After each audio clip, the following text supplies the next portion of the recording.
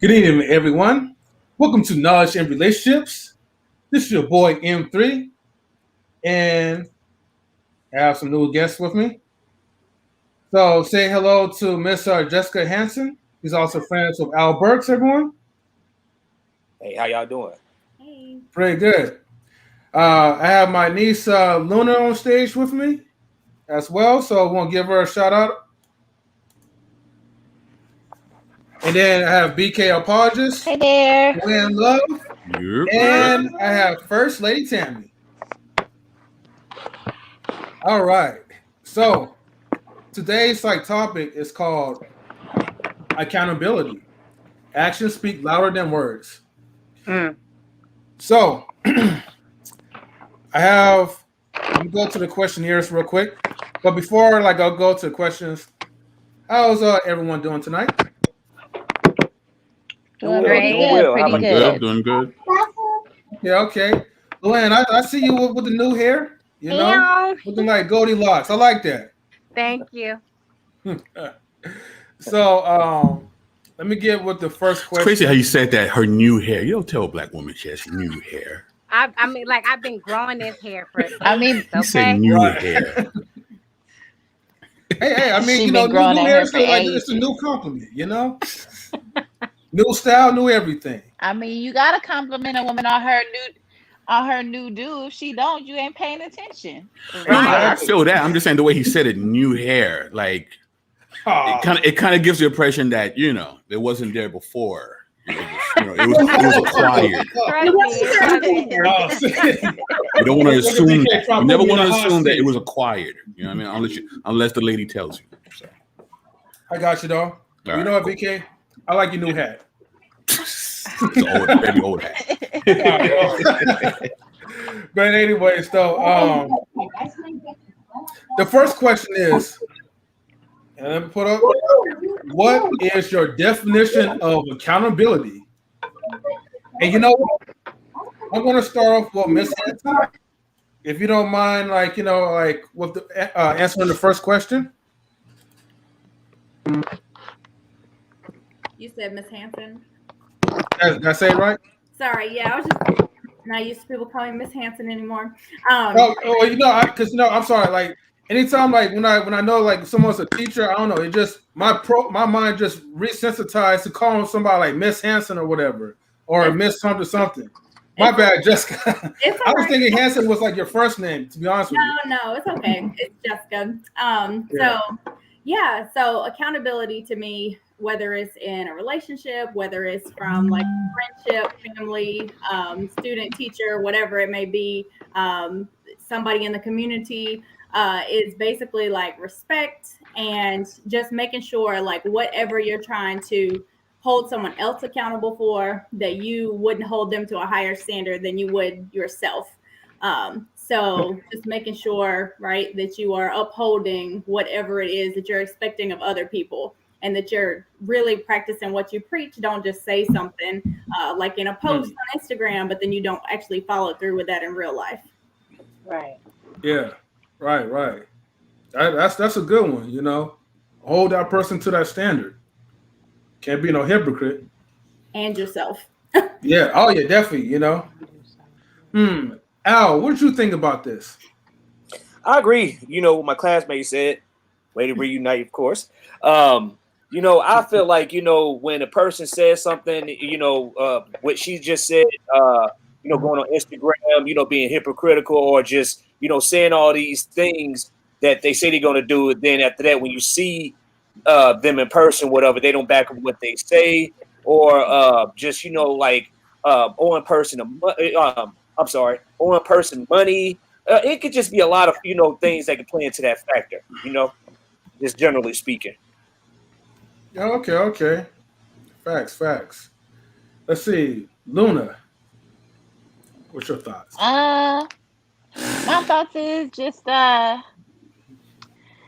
taking the accountability is like being responsible for the situations that you put yourself in, or how you treat other people, and realizing that the blame isn't on everybody else. Sometimes you are the cause of any situation you put yourself in, or the situation you put Agreed. other people in. And and being able to understand that that is a situation you created and wanting to make a change to not create that situation again. That's what I think holding yourself accountable is, or being Okay, accountable is. okay. BK, what's your thoughts? Yeah, as earlier said, I Thank you, believe Luna. that accountability is to be held to a standard that you subscribe to put it simply. Yeah. Okay, hold on to a standard that you subscribe to. All right. And then Luann. I agree with I forgot her name, but I agree with you, the last lady that spoke. Taking Luna. responsibility for taking responsibility for your actions or for what you've done or for what you said. Nice, nice. First Lady Tammy. I already know you have a lot to say, so I always try to make sure I save you for last. Right? Because I got a lot to say. No, when it comes to well, what does accountability means? I feel like it means taking responsibility when responsibility needs to be taken. Hmm. Um, being mature enough to know when you are wrong and accepting the fact that you are wrong, being open to hearing other people, because I feel like sometimes people see things that we don't, and sometimes we need other people to really bring things to our attention that we didn't necessarily see. So being open to that, and taking what the person says with who the person is. So knowing that if it's coming from a place of love, know that what they're saying is not meant to hurt you, it's meant to help you. Mm. Being and understanding that what they're saying is going to help you get better rather than not. So, but I do think responsibility is a big thing. So when you're accountable, you're also responsible. So Yeah, I get you. Before I even give my input, I just want to read out these comments. She says like walk the walk instead of talking the talk with nothing to back it up. And and honestly, yeah, it's basically okay. Before you could hold somebody else to a standard that you see was fitting, you have to make sure that you follow that same standard your own self. So there's so many ways that you could kind of hold someone accountable, but you have to also allow that person to be able to hold you accountable as well. It can't just be one sided, Right. whereas like you do something and you feel like you should not be corrected. To me, that's not the true definition of accountability. And basically, it just basically to help, sharpen each other up. So that's my intake on it. So, question number two. It look like we nailed this one like pretty fast though. I like this. Anyways, question number two. Why is it so hard for people to take accountability? Anybody want to start? I'll start. All right, go ahead, Um, Luna. a lot of a lot of people don't want to hear the things that they do wrong. Like it's easy for us to get Right. praised. It's easier for us to hear what we're doing right, but being told like, "Hey, what you said hurt that person, and you maybe next time change your tone," or Mm-hmm. you messed up at work, and don't nobody want to mess up at work. That's the worst. You get written up for something, you like, damn, this is a big fuck up. I got to write up at work. Like me personally, there have been a couple of times where I've gotten written up at work for a mistake that I made or just a discrepancy in my paperwork or something. And it was hard for me to hear that because it's like I want to be held to the higher standard, like you guys said, a higher standard. I don't want to be responsible for those mistakes, but I definitely had to learn accountability, like in the workplace, taking accountability for your mistakes helps you move forward Mm-hmm. faster than just being like, nah, that ain't me. It couldn't have been. But it's hard to hear that. It's hard to say, hey, you not as good as you think you are. You make mistakes. You aren't perfect. So it's definitely hard to take accountability because nobody wants to hear that. hear that wrong. Yeah. Yeah, it's really hard to kind of like hear about your like mistakes and try to own up to it. And I think it's more of like maybe the feeling comes in from what I understand. Like it's one thing like if you intentionally do it and then you get caught and you're just like, oh, okay, well, I put myself in a situation. But to probably get like written up and then getting chastised for something that was an accident, I could see it like it's like a hard feeling. It's almost like you have to kind of swallow your pride. Right. Yeah. Hold on. I think Luna lost the connection. She's trying to get back on. Yeah, let me see. Luna, can you hear us?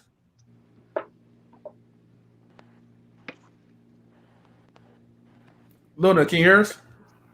Yeah, I can hear you. Okay. Cool. We got Mr. Hall of Fame in the building. Yeah. What's going on, them three? You know what it is? Yeah, what's up, BK, bro? How what's you up, doing? baby? Hall of Fame. What up, Hall of Fame? What's going on? Hollywood Tammy, what's good? What's going on, panel? How y'all doing? Luna, what's up? What's going on, What's everybody? up? Yeah. Hello. Hey. Yeah. What's going on, Luann? What's going on? The man with 1,000 YouTube handles. What's good? Of course. The man down Oh, that there, must you know what it be is? okay. I know who that is now. Yeah, y'all know what it is. It ain't hard to figure out. It ain't hard to tell. Yeah. So Mr. Hall of Fame, Yes, sir. I just want to introduce like our new guest to the panel. Her name is Jessica Hansen. Welcome to the panel. Great to have Ransom Alberts. Thanks for having me. Oh, Yeah. yeah. Southern, what up, baby? Big house. Hey, what's going on, man? How you doing? Yeah. Okay. I know we lost you for a second, Luna. I didn't even see you for a second. Yeah, he right But there. but yeah. Nice shirt, too, M3. Nice shirt. Oh, thank you, man. Oh, this shirt was made by my other niece, Sierra. So Mr. Hall of Fame, I want to ask you this question. This is the number 2 question for why is it so hard for people to take accountability? Accountability, just like maturity, because just like consistency and accountability and consistency are a mark of maturity. That's all it is. It's a mark of maturity. It shows where your maturity level is. And sometimes you just got to get to that point. You know what I mean? You got to learn certain lessons. You got to go through certain, trials and tribulations. And then from that, from that, you're supposed to learn how to be more accountable. But it's a process. It takes time. So in your process, learn what you have to learn. Don't try to skip steps. Don't try to be like somebody else, because it ain't going to work that way. You're going to wind up, hurting yourself or hurting other people. So just grind through your process. It's a grind. Grind through your process. And then as you grind through your process, take accountability for what you take accountability for and what you need to take accountability for. You know what I'm saying? And then the rest of it will work out. But that's why it's hard, because that person is not mature enough and they haven't earned enough medals on their jacket, as I like to say. So yeah. Oh, okay. I like that one. You got to earn those medals on your jacket. That's yes. Yeah. Let me see. Whoa. Actually, yeah. Tammy, go ahead. I want you to answer the number 2 question for us. What you think? Why is it so hard for you to take accountability? There's a few reasons why it's hard. I do think, a lot of people don't want to accept the fact that they're wrong. Some people are so adamant that what they're saying or doing is the right thing that they can't hear anything else. I also feel like it's hard for people to take accountability, because some people, they don't necessarily know what they need to take accountability for, because they're so determined and so focused, they don't see anything. So even if somebody comes to them and tells them, A, B, C wasn't done right, they're going to have a rebuttal for you, like, no. This is why it is right. Because they're not open, and I would say that's another reason why, is because they're not open to taking accountability. So they're not at a point where they can hear, this is what you need to do better, and be okay with that, and accept the fact that something they did was not okay. So, so I think it's a matter of, some people are not open. Some people are, they don't want to hear that they're wrong, because in their mind, they're always right. Mm-hmm. And the problem is when you think you're always right, you feel like you can do no wrong. So it's hard to, even if somebody comes to you with constructive criticism, you don't take it as constructive. You take it as, they're saying something to try to hurt you, they're against you, all kinds of different things, when in reality, that's not what it is. So, in order for you to take accountability, you have to be open to that. You have to be willing to hear what people say. You have to, look at yourself and see what you need to do better and confront those things that you haven't done right, those people that you haven't done right, those mistakes that you made. So, and some people are not ready to face those mistakes. That's why they have, I did it for this reason, I did it for that reason. Well, I know you say that, but let me tell you this. So, it's a matter of making sure that you're open to some people. And that's the thing, is that takes maturity. I won't even say as you get older, because sometimes it doesn't matter how old you are, you still haven't reached that maturity level yet. But it does take maturity to be at a point where you understand what it means to take accountability and you're okay with that. Could I jump in before, because I gotta be out of here in a minute? But no problem. Yeah, I think it's definitely a pride issue, right? People don't like to be corrected, period, because we like to think in our own minds we are, we see the best version of ourselves in our brains, and when someone says we did something wrong, it kind of intrudes in that vision that we have of ourselves, right? But also what keeps people from being held accountable might be the person who is trying to hold you accountable as well. Because if that person is a huge hypocrite and they don't follow the standard that they subscribe to, and then they turn around and say, hey, you did this, that, and the other, why would I want to listen to you when you yourself don't uphold, your standards? Right. So you're the last person to tell me anything. So I don't want you to hold me accountable, because you can't hold yourself accountable. So, Right. you know what I mean? So, you know what? I like that, because I think we have like a major conflict in between that. Sometimes a lot of people can try to give you their advice, and they expect you to hold their advice like dear and true. But then it's like they turn around and they don't take the same advice that they don't follow the same advice that they're giving you, or you try and give them advice on something that you see, and maybe there's like this kind of hierarchy type of attitude. But then it's like when you feel like it doesn't go both ways. Right. Now good advice is still good advice, no matter where it comes from. Yeah. It's just harder to receive that good advice from where it comes from. Yeah. You know what I mean? So I can agree with that. I definitely do. Sometimes the messenger isn't perfect. Like, you look at the people, like even in the Bible, whatever we subscribe to, those people weren't perfect, but they gave you things that you could use in order to apply to your life to make your life better. You know what I'm saying? But when you read, man, some doing some crazy stuff. I ain't even gonna say everything they was doing. They were doing some crazy, you know what I'm saying? But the message that they were delivering, you took it, you know what I mean, as good, even though they had character flaws. You know what I'm saying? So, like PK was saying, man, sometimes you just gotta, with advice, you gotta take the advice. You may not like the messenger, may not even be somebody of great character, but if you gotta take it, you know what I'm saying? You gotta take it and really see that, I need to take this to what's going on in my life. Right. I mean, I agree with that. I just think that, like, when it's somebody who is constantly saying one thing, doing another, a lot of times if that person comes and tells you, well, what you was doing is wrong, the first thing they're gonna say is like, how you gonna try to tell me about this when you was doing A, B, C, D? It's like, so they close themselves, even though that information is something that person needs to hear, they're not willing to hear it, because all they're thinking about the fact this person, they say this, but they do that. So it's like, I don't want to hear you, because you don't even hold yourself accountable. So how you gonna hold me accountable? You can't even hold yourself accountable. That's when at that point, you know what I'm saying? Not to say you don't take that person seriously, but you just put them in a category. See, a lot of times in relationships, the reason why we have so many arguments, so many disputes, because we give people way too much. We give them way too much space and love, and just we make them too much of a factor in our life. You know what I'm saying? So you got to put them in a certain category. Once you put them in a certain category, you're able to take whatever they got to say because you already know who they are. They show you who they are, so you can take what they're saying and keep it moving. You know what I mean? It won't even affect you. You won't even have to even go back and forth with them or say, "Oh, why are you saying that?" You won't even do none of that. You can just take it. You know what I mean? Take whatever they're giving you, and whatever else it is, just throw it in the trash like trash. You know what I mean? Like that's just really what it is. Because everything else is just gonna end up in an argument or a dispute, and who got time for that, man?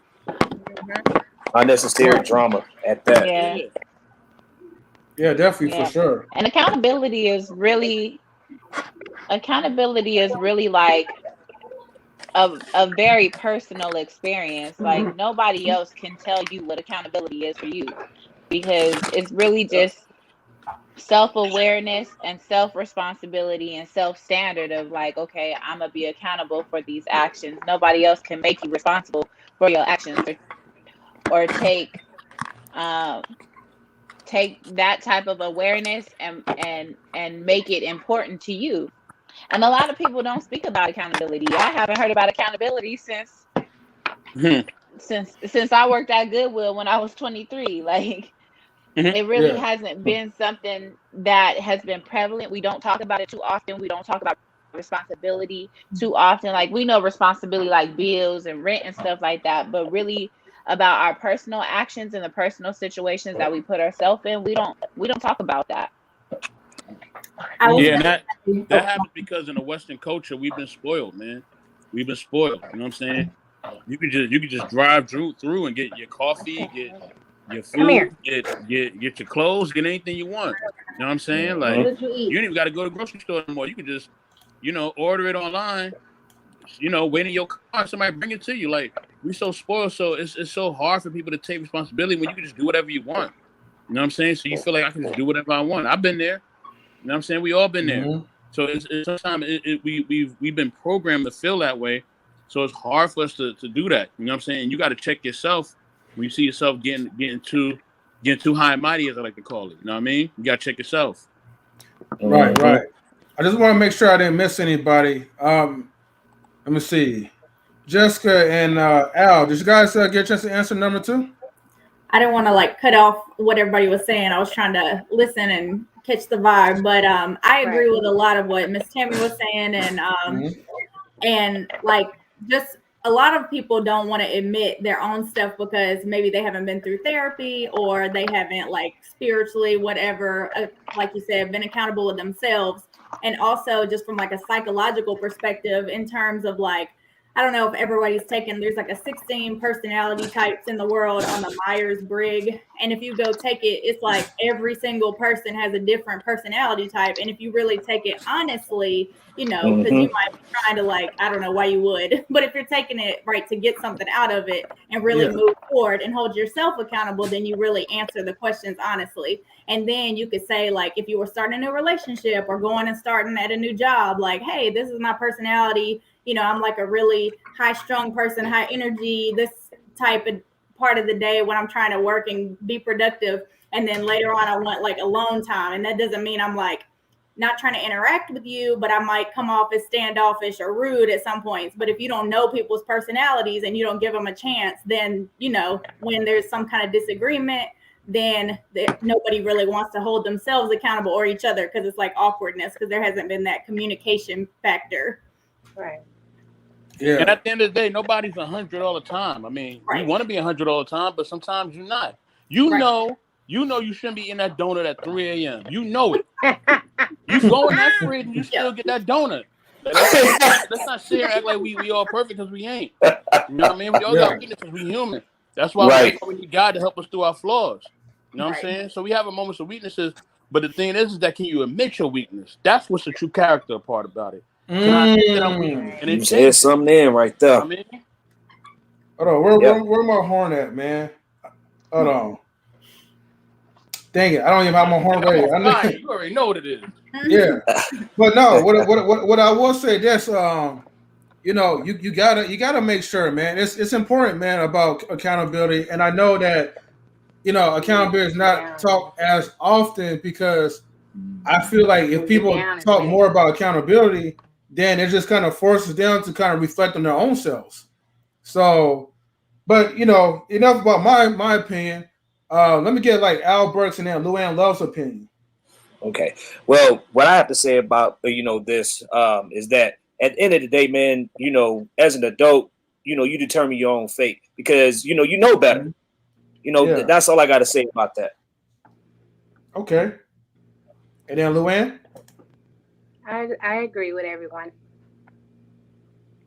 I don't have any feedback. Oh, okay. I got you. So let me get on to the next question. But before I get there, shout outs to like E Black. He said, I got to moderate for another channel. We'll love to join, but y'all have fun. E Black, thank you, my brother. Yeah. E Black TV. Hey, E Black. Subscribe on YouTube, E Black TV.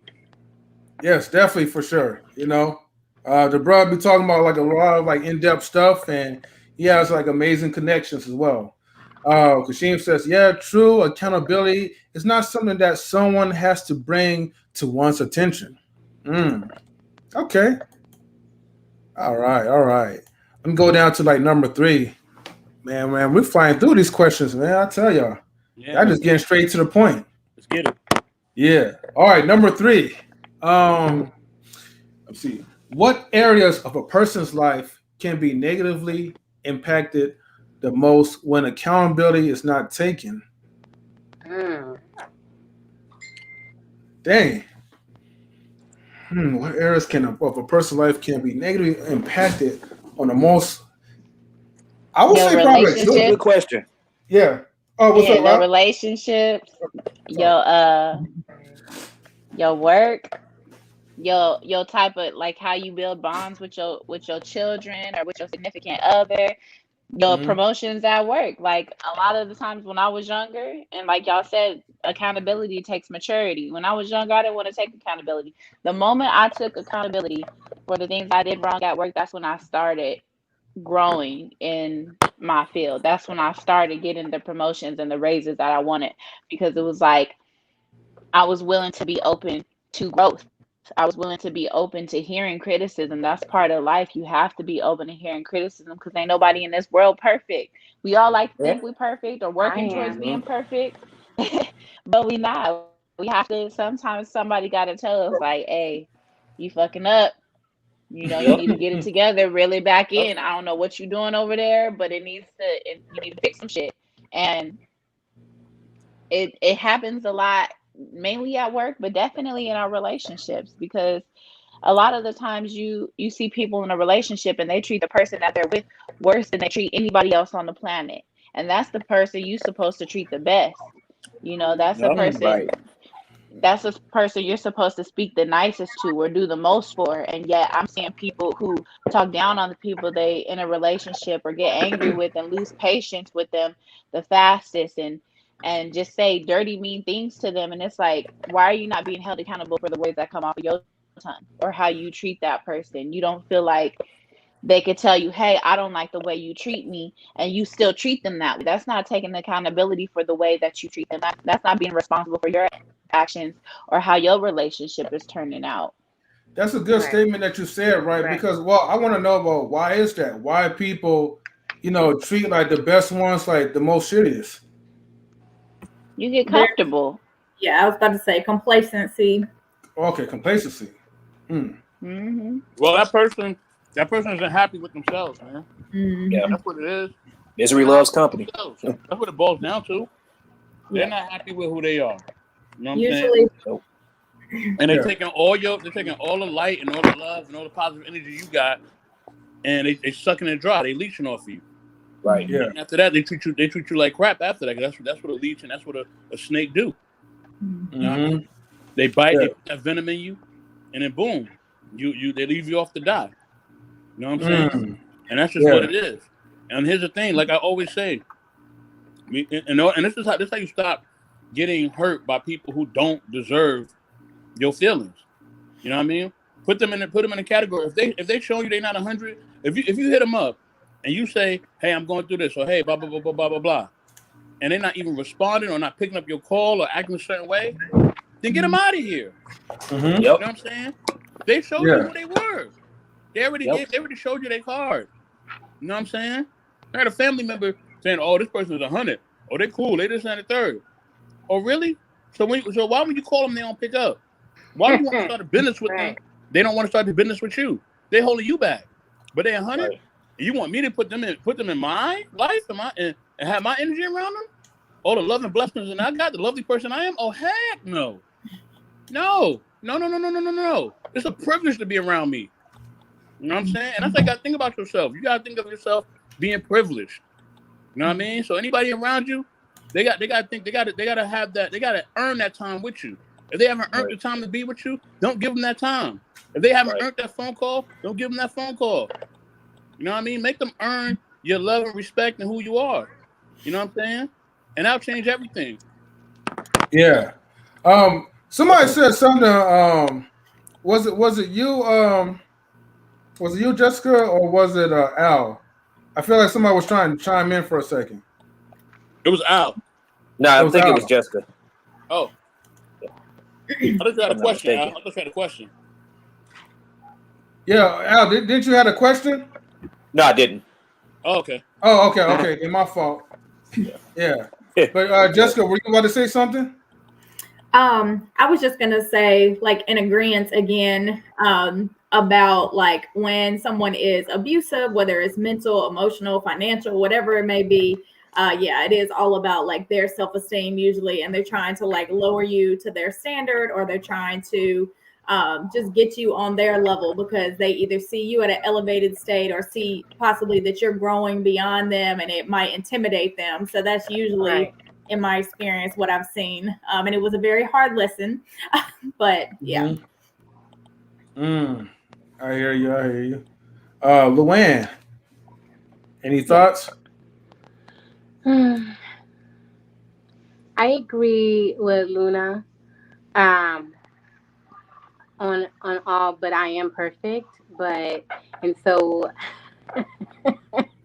I'm just joking. You beautiful though. You beautiful. I'm just joking.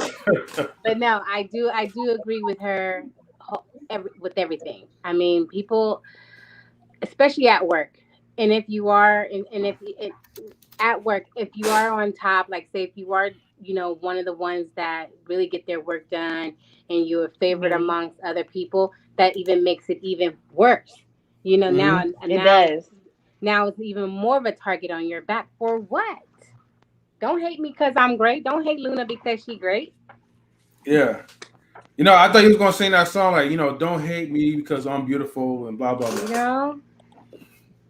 Yeah. They do hate you when you're great though. They do. They do. They hate you when you're bubbly. They hate you when you're on top of the game and you have all the answers and you can get things together real quickly, and their brains are just very slow. And sometimes it's older, and there's a lot of older people who hate on the younger ones as well. Oh, I got it from younger people at my job. Really? I was like, yeah, a lot of younger people was like, how you do it? I just got motivation and drive, and that's it. And I take accountability for when I fuck up. Teach me how to be better when I fuck up. I had to learn that. I got the older ones who are mad at me. Yeah, they've been doing it for 20 and 15 years. But you still don't got it. You still don't got it like I got it. Right.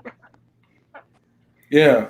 Welcome, DJ Eddie King. Yeah, what's going on, y'all? How y'all doing? Yeah. Mesquite, baby. Brooklyn, baby. Hey. What's up, Brooklyn love?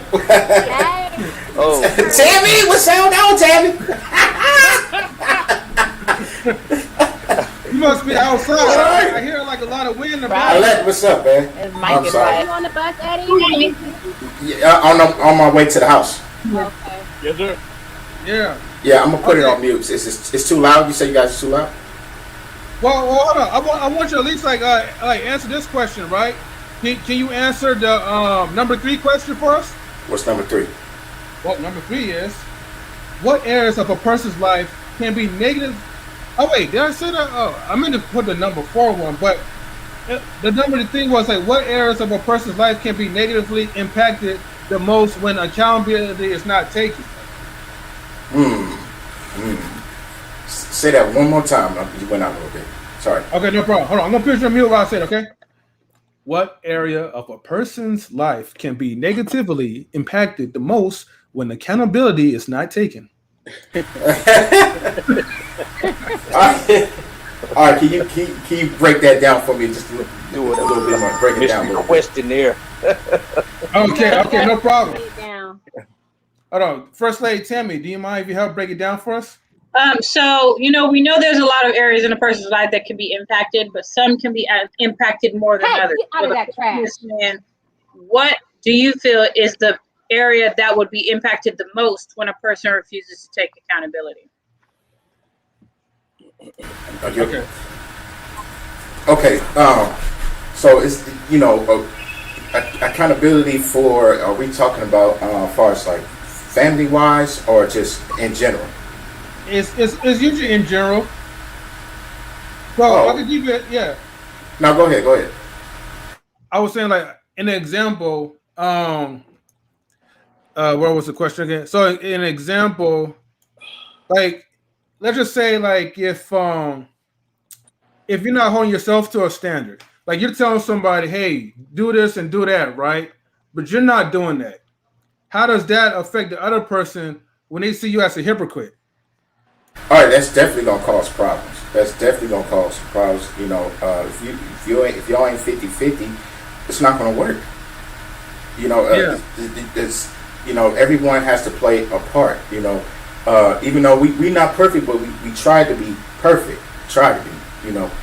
But if you gotta have the level of energy that your man has, and the man has to have the same thing for the woman. So y'all gotta be on the same page. If not, it's not gonna work. Mm-hmm. You can't expect me to go out there and work, every single day, bringing home the money, paying the bills, and you're not doing whatever it is I'm telling you to do. You're not spending no money. Yeah. You're not paying the Comcast bill. You're not even paying for your nails. And you expect me, to go out here and make this bread, and you're not. All actually you do is wash the dishes. You can't do that for me. Okay. Well, it's not. Well, listen. Well, I don't even ask for too much. A lot of men don't even ask too much for women. And a lot of women don't ask too much for men. Yeah. And if y'all got to be on the same page, or it's not gonna work. That's what I can say about that. It's not gonna work. Period. Yeah. And it's not about a man's telling you what to do. He just wants you to come halfway with him. Mm-hmm. And the woman the same way. Come halfway. But that's all I got to say about that. Okay, no problem. I'm in a car. Sorry, you guys. No problem. You can just put yourself on mute. But yeah, you're good. Thank you for answering the question, DJ Eddie. Yes, sir. And shout outs to our Master Doug for answering like a good statement. Like for example, not saying healthy diet, exercise, then crying that you have health problems. Mm-hmm. I think that's a good statement. I like that one. It is. I think that's the most serious type of accountability that you could have. Like you can't blame nobody else for what you put in your mouth. Right. Okay. Let me get to the number 4 question, and let's welcome Queen 2021. She will change it to Queen 2022 next year. Queen 2021 in the building. Oh, hail the Queen. Welcome to the building, Queen. Glad to have you here. Yeah. Yes. Welcome. Mm-hmm. Oh, by the way, Queen, we have Jessica. You already know, like Luann, Luna, everyone else, and Jessica. This is Queen. So, yeah. Hello, everyone. All right, man. We're like one away from having like a full panel because the maximum of this is up to 10. I'm liking this. Yeah. So we have another number 4 question. Come on. All right, number 4. It's a long one. Do you feel that the younger generation has a misguided understanding of what accountability is? Yep. I hear some yaps. Oh Yeah, yeah, but yes. definitely. Yes. Mainly because, like I said before, we don't really talk about accountability too much, especially not with this younger generation. And then we play the blame game all the time. I was just listening to a song called "The Blame Game." Let's play the blame. Oh, by Kanye West. It was like, yeah, everybody is so quick to blame other people for their personal problems and where they at in life and how they didn't get this and how they didn't get that. Our generation does not take accountability for nothing. And when they do, Right. if they do decide to take accountability, they can create some amazing things and go so fucking far, but they just don't want to tap into that type of potential within themselves and being like, yeah, I need to focus on this and Mm-hmm. this, and I need to take responsibility for where I'm at in life. It's always about what somebody else didn't do. That's Right. that's Right. that's excuse me. That's easy for you to say because it's a lot of people that's having problems that can't get around a lot, especially the youngsters. They don't have no one to look up to. You know, some of their moms and fathers is on drugs and Still not they what'd you say? I said it's still not in the queue. You not said living it's their still lives. I'm not in their lives, but I mean, it's not having a mother and father in your life that has been around for generations. I mean, Right. we've had Mm-hmm. generations of deadbeat daddies. It's not just this generation that hasn't had present parents. Right. I've been around, hood things. I've been in drug situations. I've been in terrible situations in my life. But the moment I took accountability for the situation that I was in and saying, this is not what I want for my future, that's when I decided to make better decisions. I can understand as children, yeah, you can't take an accountability for where you're at in the situations that you're in. But the moment you become an adult, that's when you have to decide for yourself what type of life you want. You have to be accountable for your own self. You have to take your life into your hands. And there's resources out there. There's resources, there's programs, there's assistance, there's mentors, there's all types of things out there these days to help you get over those obstacles in life. And you just have to want them. You have to be accountable Mm-hmm. for those decisions. Right. It depends on how you approach the youngsters. It depends. I could sit up there and say, "Oh man, go down to this corner or go down to this street, Fifth Avenue or something." They got programs for this and this and that. It's the way how we talk. We got to talk to the new generation. Yeah. You can't just come out and just say, "Oh man, go down to the program. They got programs downtown." Whoop, whoop, whoop, whoop. Okay, where? Okay, well, I ain't got no transportation. You know what? Can you help me? Listen, I'm not your parent. I'm not blah blah blah blah. They'll start going in. So they'll take that and remember what you said and say, "Man, you know what, man? Forget it. Ain't nobody helping me, man. I'm gonna just go out here and get it the hard way." Yeah. Tell me, you had raise your hand. Tell me, saying something. Yeah. Turn that TV down. Okay, sorry about that. Okay, so Very good. so the thing about it is, turn the TV down. Thank you. Sorry. So I do think that the younger generation has a misguided understanding of accountability because I feel like they don't know what accountability is because the reality is a lot of them don't have to take accountability. They're not taught to take accountability. So, and it does fall on some of the parents that, don't show their kids the way that they should.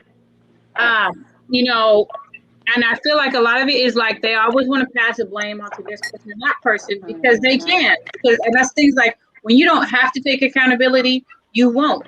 When you've never been taught to do that or even understand what that is, you're not going to do it.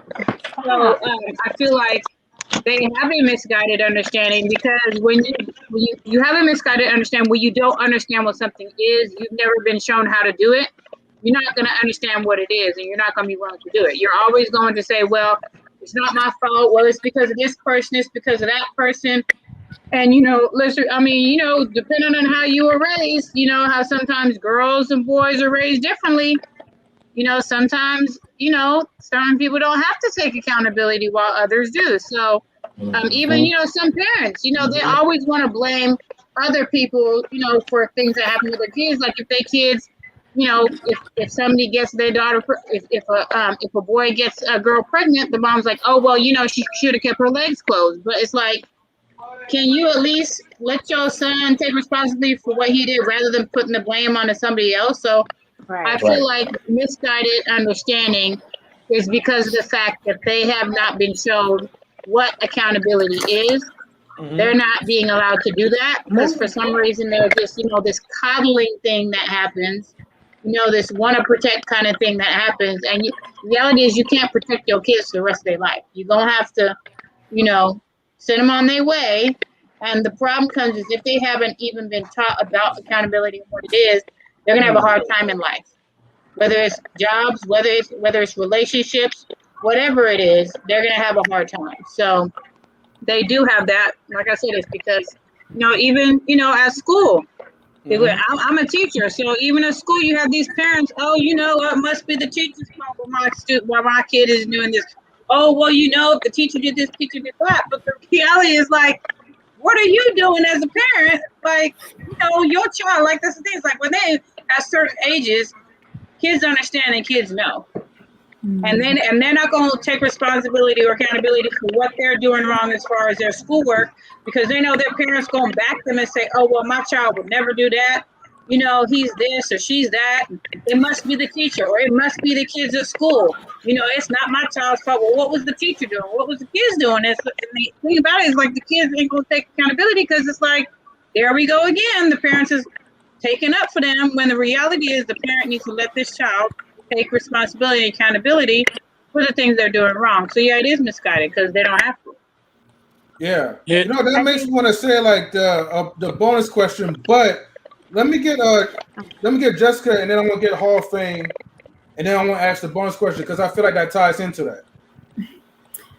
Similar to what Miss Tammy said, I also am a teacher. I teach college English, but I also have taught K through 8 before. So I've seen like both perspectives, like the parents either not holding the kids accountable or blaming everything on the teacher or the school administration or whatever. But also like in college nowadays, like, of course, this whole last year I taught entirely online. And so a lot of them were like, well, I just can't make myself. I don't have a parent anymore or anyway, whatever it may be, like telling me when to get up or what to do. And they don't have maybe that ingrained sense of like, get up and get after it. Like you got to go do with self-motivation type tendencies maybe are not as ingrained. But it also, if they weren't taught like that or weren't raised like that, they might have already had to take it upon themselves. And then if they go off to college or whatever they may do, career or whatever, they're just like lost because they don't have anyone anymore telling them what to do. Or they're like, maybe they had a parent that was really, really strict on them. So they go buck wild in college and they're like, now I can go totally free. And so it can be the opposite. But I just like tried to have a lot of empathy for my students and was like letting them talk and say like what they were going through, but then had like real talk conversations and was, telling them like, you're going to have to like push through things if this is what you truly want. If you don't, then you need to make that up right now and change your way or whatever you need to do. Okay. Yeah, thank you for sharing that. Hall of Fame, you have something you want to say? Yes, sir. Now, I respect my elders, you know what I'm saying? And I got a lot of love for the elders, even the elders in my family. But I gotta admit though, you know what I'm saying? When it comes to the older generation, to the younger generation, a lot of the old heads, not all of them, but a lot of the old heads absolutely suck. You know what I'm saying? And I mean that. I mean that for real. I mean, it sounds funny, but I mean that. They do. And here's the thing: the good book says the older is supposed to teach the younger. You know what I mean? So there's certain things in life you can't dodge. You can't dodge life. You can't dodge death. You can't dodge. You know what I mean? Somebody teaching you something. You can't dodge maturity. You know what I'm saying? You can't dodge certain things. There's certain rules that are unwritten rules that we know we got to live by. And you can't break the laws of the universe. You just can't. You could try, but you're gonna pay. You know what I'm saying? Yeah. And hopefully the lesson that you pay with don't cost you your life.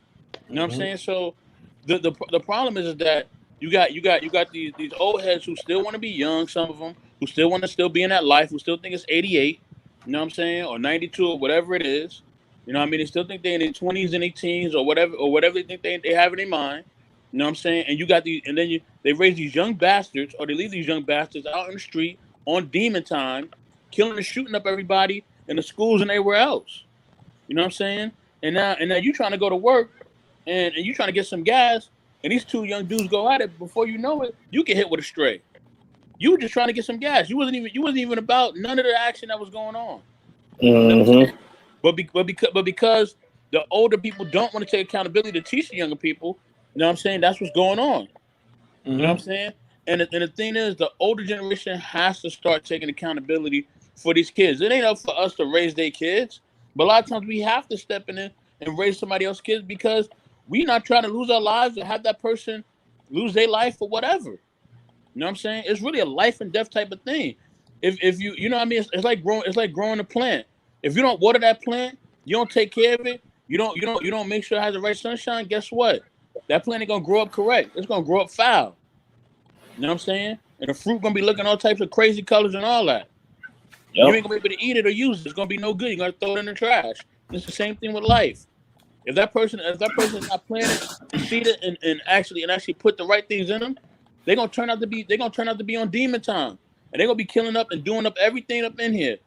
You know what I'm saying? And you're gonna be old, looking around saying, what is going on? What's going on is that nobody that was older, that was mature, took responsibility and stepped up to the plate and was a real adult and actually loved these young kids and helped them out. You know what I'm saying? Because you was young once, you need help, you need guidance. You know what I mean? You didn't come out having everything. You didn't come out having $1 million or having this and having that. You know what I'm saying? You ain't have a talent like LeBron James or whoever. You ain't have that. You're just a regular person. So you got to go through the ups and downs. You know what I'm saying? So somebody had to teach you. You know what I mean? So you should teach somebody else, or else it's gonna wind up. It all turns back on you. You know what I mean? If you don't put the good out there, the negativity gonna come back. Trust and believe. Definitely for sure. Sure. Hold on for 1 second. Luann, did you have your hand up? Yeah. I will get to you, Queen, after Luann. Okay. I first want to. That's a good question, but I do want to say that I don't really believe that it is older people's responsibility to take care of this new generation. Number one, this new generation has a chip on their shoulder when they are coming out of the womb, and so when they get older, there's no talking to them. And there's also, even if the older people do decide to step in, they have to watch out, not just for the child but for the child's parent, because that parent is ignorant as well, and they don't understand, and they haven't accepted accountability for their actions or how they were brought up. So it's just like a chain reaction. So now I think that the older generation has said, you know what, let me back out. Let me take a step back because their life is at risk. You know, even if they're 70, 80 years old and they're trying to tell a young head on the street, hey, pull up your pants. The young person will turn around and say, F you, old man, and push him down or do anything. Now, he was just trying to tell them to pull up his pants. No, it's not always. I don't really, in this situation, I don't really believe that the older people have a responsibility of teaching, especially when the government has taken out the right for parents to start whooping that behind. And it's the parents. Parents needs to start to be a little bit more harder on their kids, take a little bit more time, put the phone down, whatever they're doing that's distracting them from their children, and raise their own children. So okay, so now I get it. You're saying like it's not the old head's responsibility because you're saying it's the parents' responsibility. Right. Well, okay. I was gonna say, like, what if the parents though don't ever pick up the responsibility? Because like I know, like part of my family, they were really bad into drugs, and so it's like some parts of the family had to like pick up the reins and help because the kids were going to be either following the next generational curse if they didn't. Not saying it's like you had to take responsibility, because I know I moved to another state and I helped them when I could, paid for the stuff, like took them on trips and stuff, but like they weren't my children. And you can say like their parents have to take responsibility, but if they don't and they're still here 50 years old and rehab themselves and the kids aren't aren't raising themselves, either family or the community, or they raise themselves wrongly because they weren't taught. So I understand both perspectives, but it's like not a. It's a very complex issue. Yeah. Queen, let me get to you real quick. Oh wait, hold on, DJ. Queen is next, and then after Queen, I'll go back to you, DJ. I think accountability is taught. It's either taught or learned. Like either you're taught it or you're going to be forced to learn it. It's a generational situation, because sometimes the young kids that's hanging out on the street corner didn't do well. They can't read, they can't write, so they're embarrassed in school, so they drop out. So the accountability is not the teacher to teach them, make sure they pass. The accountability came from their parents. But if the parents weren't taught, the parents are in jail, the parents are not in the home. That's another thing. Parents is on drugs. Who's teaching them? So I think it's a twofold responsibility. Like I can't hold a 22-year-old or 26-year-old who started doing drugs at 12, so they have a mental and emotional capacity of a 12-year-old to be accountable, because they're technically a child still. So that comes into play. I think unfortunately, we don't have the village mentality the way we did. I was blessed to have grandparents that I knew and I took care of when they got older. I didn't have great grandparents. They were gone. So my nieces and nephew had their grandparents, their great grandparents. So you're taught to respect your elders. And an older person is biblical. I believe in the Bible. That's my standard. So that's what I believe. I believe the older people, just like an older married couple who's been married 20 years, should help a younger married couple. Oh, that's growing pains. This is what you can do. Like you teach from experience. I had a saying, there's purpose in my pain. There's a reason I'm going through what I go through is order for help someone else. When I was in college, I lost my mom. And then the next semester, I met a girl whose dad was murdered, and a girl who was on my social work track. Her mom was dying of cancer. So I was like, oh, okay. I came out of it for a reason to help someone else. You know, so I think a lot of times this generation, I don't think it's that they won't listen to someone coming up to them. I think it's the respect that we need to have when we try to help and encourage and influence. I worked with transitional age youth at one point, and I never came at them and said, this is what you need to do. But when one of the young guys, he would show up smelling like weed all the time. And I told him, I don't smoke weed. I don't want to smell it. And I don't want it in my car, and I don't want it in my office. So when you come to meet me, show me some respect. So I say, you can't wait 20 minutes to smoke after you leave from our meeting. So he didn't think I was going to hold him to it. But when I left him at a bus stop and said, here's a bus pass, get to where you going, you're not getting in my car. Then he realized, oh, when he came to me, he showed me that respect. So it's also being willing to teach and get beyond the barrier of being just told what to do. You don't show That's what I'm someone. talking about. You got to show people that you care. Kids don't believe people care. People believe they just like you. Us, we have mistrust, we have trust issues, right? So if I just meet one of y'all on the street, I ain't gonna tell you my business, I ain't gonna tell you my life history, because I don't know you. You know what I mean? So it becomes a trust thing, just like this young generation. I think they're very misguided because of the role models. Unfortunately, everybody want to be an Insta star.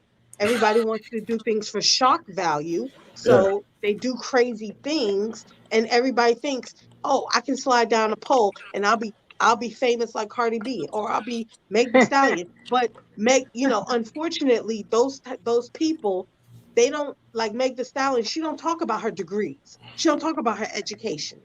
She talks about what she looks like. That's it. That's all that matters. So you got young girls who that's all they care about. They just want to do this. They just so I think it's accountability is a very, very hard thing to say, oh, you're just responsible because Yeah. it's all about that person in that situation. Every situation is different. Nothing is the same. I could grow up Okay. with two parents and I know people who grew up with two family households, great school, straight A student. They went to college because their parents were strict and wild out, drunk and one night stands, all kind of stuff. Mm-hmm. Someone else on a different perspective was in a homeless shelter, blah blah blah. Straight A student got, you know what I mean. So it just Some more. depends. It depends, but it starts so beyond. It's a generational thing. Yeah. Accountability is taught, and either you're going to be willing to learn it in a good way, or you're going to be forced to learn it in a bad way. Yeah. Real quick, I need to get to DJ Eddie King, and then I also want to welcome in like Kenton, and then we have another person who's in queue in line. So, DJ Eddie King, you have something you want to say? Yeah. I got something I want to say. Well, Mario, you know how it was when me and you was growing up, M3. right? You know how it was, right? Yeah. Me and you. Mm-hmm. Me and Mario went to the same school. Every school, me and Mario went to the same school for years. And me and Mario, we used to get into fights with these cats every single day. Yeah. Right? But what I'm saying is, it's easy for somebody to say, we need to graduate this and this and that. Well, me and Mario, we graduated, but we took the hard road to graduate. It was hard for us because we had to deal with people like some of these, when we was young, so we had to deal with these people every single day, going through it, back and forth, fights after school, lunch breaks, every single day. It's not easy, when you're going through stuff like that, especially, not saying us, but you got other kids who were parents that, that was jacked up and, the mother, fathers, who's that talking? That's me, my bad. Okay, so what I'm saying is that, listen, I'm deep in the streets. I know how to talk to these youngsters. I'm not going to tell them to put their pants up unless you asking them to fight. You can't do that. That's not how you talk to them. You have to work your way around that. You have to show them that you care. Hey, man, you need to get on the bus here. Here's a few bucks, man. Hey, you know what? Let's go down here and get something to eat, man. I ain't doing nothing. I'm not going to make up a lie and say, well, I got somewhere to be where I really don't. And these kids are smart. They know you ain't got nothing else to do. So they get mad. So if people, and I heard somebody used the word hood. First of all, we don't even talk like that. We don't even use the word hood. We use the word spot or the streets. We don't even use the term hood. I just wanted to throw that out there. But I'm in the streets every day, and I'm talking to these people. And there's a lot of it's kids that's homeless, that's they trying to find their way. When I get off work, as soon as I'm finished done talking to y'all, I'm finna go right down where the homeless people are at, the tent city. I'm finna go over there and I'm finna help them out and tell them about programs and stuff. Y'all have to be out there. Don't watch a movie and feel like, okay, I'm gonna watch a movie and just see how you're gonna talk to these youngsters. No, you can't do that. Just be what? No, so yeah, just be about the action. Yeah, be about the action. Be about the action. We can't find reasons to not talk to this youngster, or we can't find excuses, man. If you want to help, you got to come out and show that you're worth it. Let them know that you care. Yeah, you know what I mean. Even though we know some of us know that a lot of these teenagers' parents is jacked up, but then the teachers also know that, but they don't say too much because it's this thing called fear. They don't say too much to these kids, because they know they're gonna bring their daddy, they're gonna bring their big brother. You got kids that live right across the street from the school. They don't want to say too much. So but there's always a way around that for you to talk to these kids. This is a bad kid.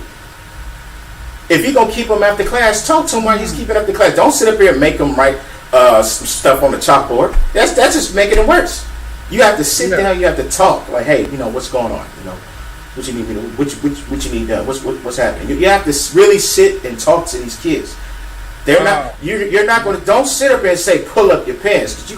They will run up on you because they're gonna feel like they disrespect. They think in their mind this is how it's supposed to be when it's not.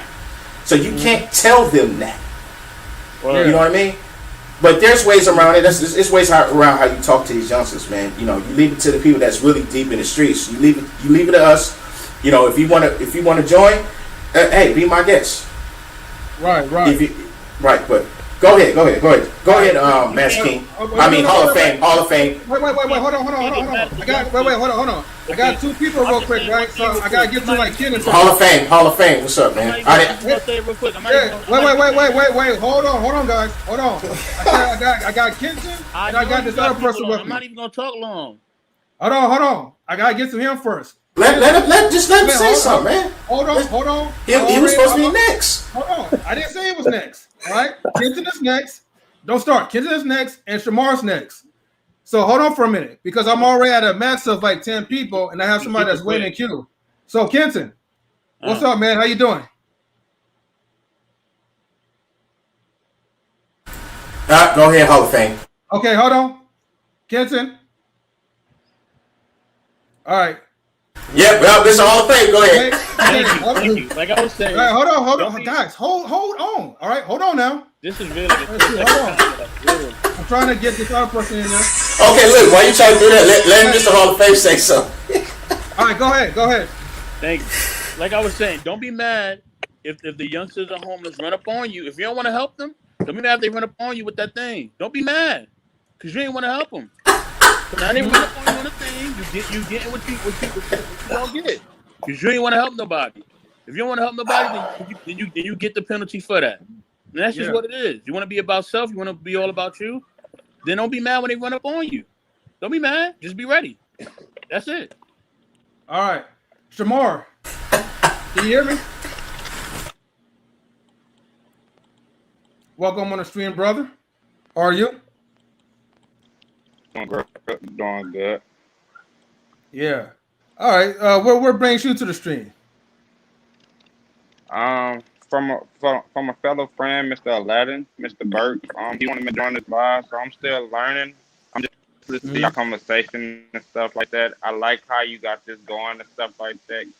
Keep up the good work and stuff, because I'm one of them people that do change a lot of stuff. I'm a nice person, and yet I'm like the youngest one on here. I'm 24 and stuff like that. I'm from Alabama and stuff like that. Moved to Arizona, just changing my life and just got God on my side and stuff like that. So I'm just happy to be here. Okay. Good. Glad to have you in here, man. Yeah. Well, we definitely appreciate you for joining like the live stream for tonight. Just to let you know, like we stream like on Mondays and Thursdays at 5:30 p.m., which is Pacific time. So if you live like kind of like where like Al lives, my bad. Then I think that should be what, 7:30? Yes. Yeah. Okay. Cool. I want to ask you this bonus question. See if you can answer this for me. But this bonus question is, what in your life caused you to actively start taking accountability? In my life, I actively take accountability. Oh, I'm sorry, Lord. I'm sorry, Lord. I was asking. Go ahead. What's his name? Shamar. I'll get to you next. My bad. All right. Nah, she could go. I'm listening right now. I'm learning and listening. Okay. Well, back to Luna then. Come on. No worries. Just wanting to grow and work. Realizing that I can't grow and work if I don't take criticism. Like, no boss wants an uncoachable associate. No boss wants an associate who makes mistakes and doesn't want to correct them or doesn't see their mistakes as mistakes. And the moment I took accountability one time when I was 23. I was working at Goodwill. I took that was the first time I ever took accountability in my workplace. And my boss actually acknowledged it. And that was the first time, even though I had probably taken accountability for stuff before that, that was the first time my boss actually acknowledged it. And instead of writing me up, she says, I'm going to give you another chance.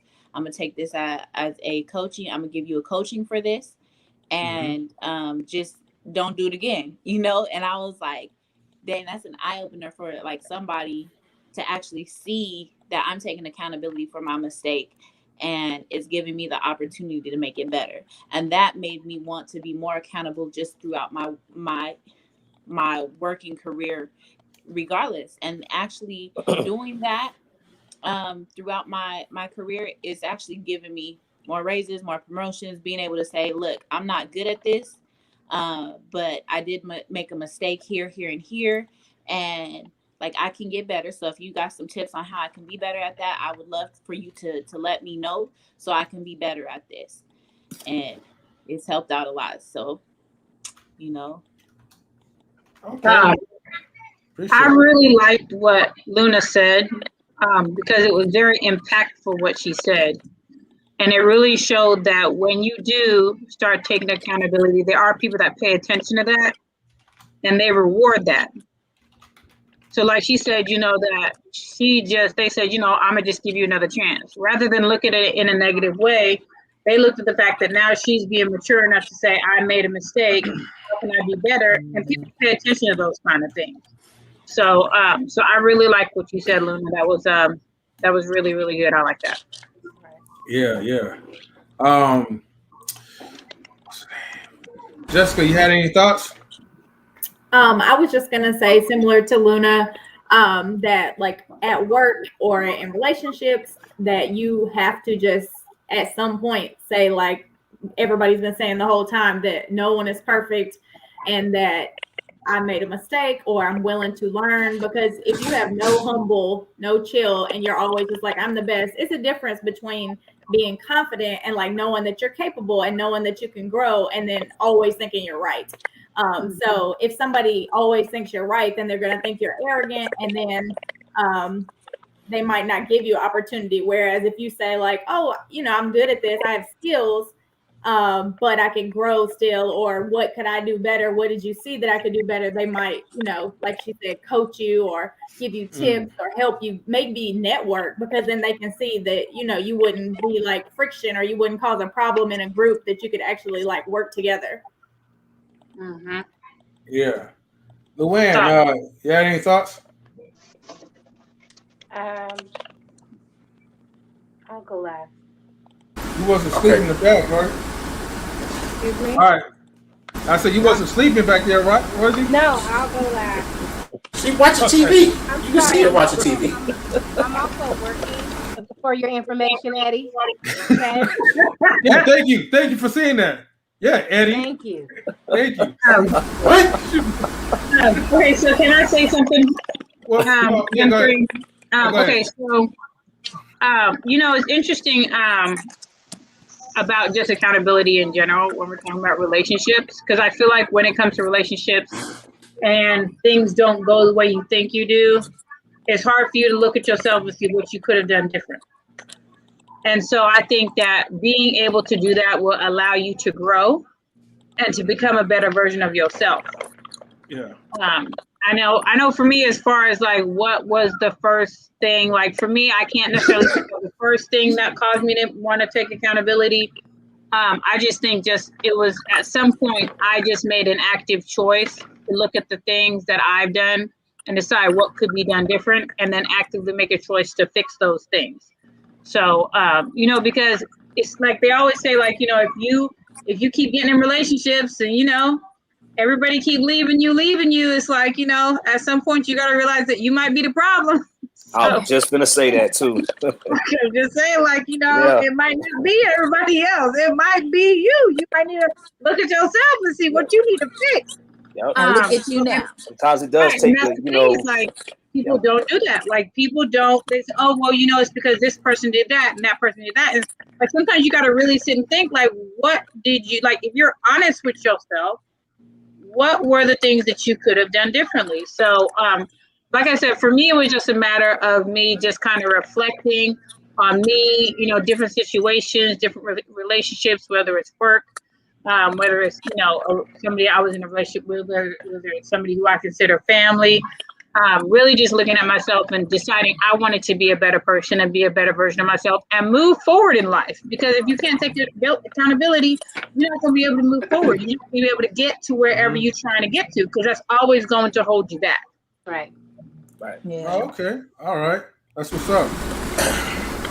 Okay, All right, I'll DJ, you got go some now. shit? Oh. Wait, hold on. Hold on for a second. Okay, so Okay. just to kind of piggyback off what Tammy said, Mhm. I asked my friends. I asked them if they thought I was a good person, if they thought I was a good friend, and from some of their responses, for the most part, I'm a good person, but there were things that they felt like for me to be better. This is what I need to take accountability for. This is some things that they would like to see me change. And from my friends' view of me, that helped me take accountability for some of the things or for some of the way I used to be. Thank you, Tammy. All right. She's saying thank you because she specifically asked me that one day. We were in the car, and I was honest with her. Like, I feel like you have to be honest with people, and even if you think it's gonna hurt, you're like, sometimes people need to hear that stuff that's not gonna sound that great. Right. But she was honestly asking me if I felt that she'd been a good friend, and I was honest with her and told her what I thought, and she was open to hearing what I was saying. So that shows a lot about her, and the maturity that she has and how far she's come, and that's for anybody. When you're willing to ask people, what did I do that I should have done differently? Like, what different choices should I have made? So when you've gotten to a point where you can actually go to people and ask them about what things could have been different, that shows a lot of maturity on your part, and that's a lot of growth that you have. Not everybody gets there. So yeah. Well, let's go, honest Tammy. I like that. DJ Eddie. Yeah. Yeah. You have something you want to say? Yeah. I just wanted to say that, well, like I was saying earlier, you got to talk to these youngsters, but let me say this, though.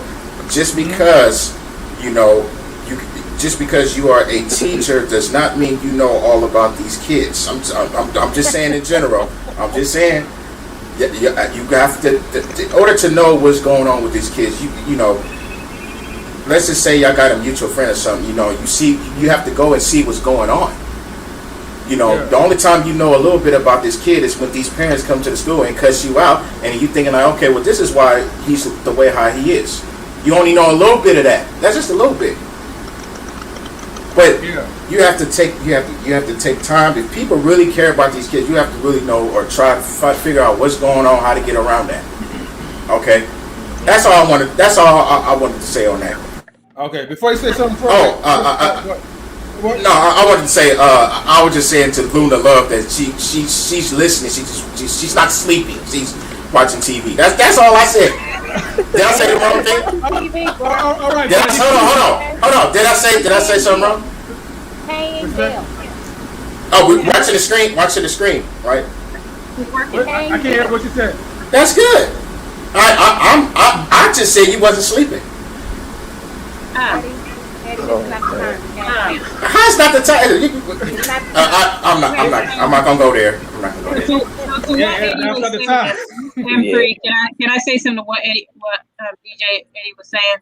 Sure. After you say something, we'll go to our tomorrow. Right. So I do agree with what he's saying, that teachers don't assume that you know everything that's going on with students. I do feel like from the teacher side of it is about building relationships, because kids know if you are genuine or not. Kids know if you're there for a paycheck or if you actually care. And so when you take the time to get to know these kids, they do see that you are there for them and that you do care. And there are some that are more willing to open up than they would be with other people. I mean, I've had students like that, where there was a student who, and I think I mentioned him before, where he was just off. His day was just, and I said, something's going on with him. And in talking to him, I found out that, the things that's going on, because his parents were not together, found out that the dad had just had a new baby. The dad had just proposed to the new girlfriend, and he was feeling left out. He was feeling like he wasn't a part of a family anymore. And he was really close to his dad. So it was interesting because the conversation started where I was like, oh, what'd you do over the weekend? He was like, oh, I went to go see my dad. And I was like, oh, did you have fun? He was like, no. He's like, I don't have a dad anymore. Like, even that statement in itself was so impactful because of how close he was. So the fact that he said that let me know that there was something else going on. So that's the thing is that, I will say not all teachers take the time to get to know their kids. And what happens is there are some teachers that when you hear about a kid, coming into your class and these other teachers say, oh, this student's like this, oh, he's going to do this, or oh, she's going to do that. It's like they don't take the time to get to know who that student really is, because they may have been acting like that with that teacher. That doesn't mean they're going to act like that with you. But when you have those thoughts in your head already, the kids can see that, and so in their mind, they're like, well, that teacher's not even giving me a chance, so I'm gonna just keep doing what I'm doing because they ain't even gonna give me a chance for me to be me. So when I came into the district that I work in now, I mean, I heard things about some of the kids in my classes. I heard things that, like, there was one in particular, they were like, oh, he's never in class, he doesn't do his work, he's so disruptive. I mean, but with me, I didn't have any issues with him. He was in my class, he did his work. I let him have breaks if he needed to.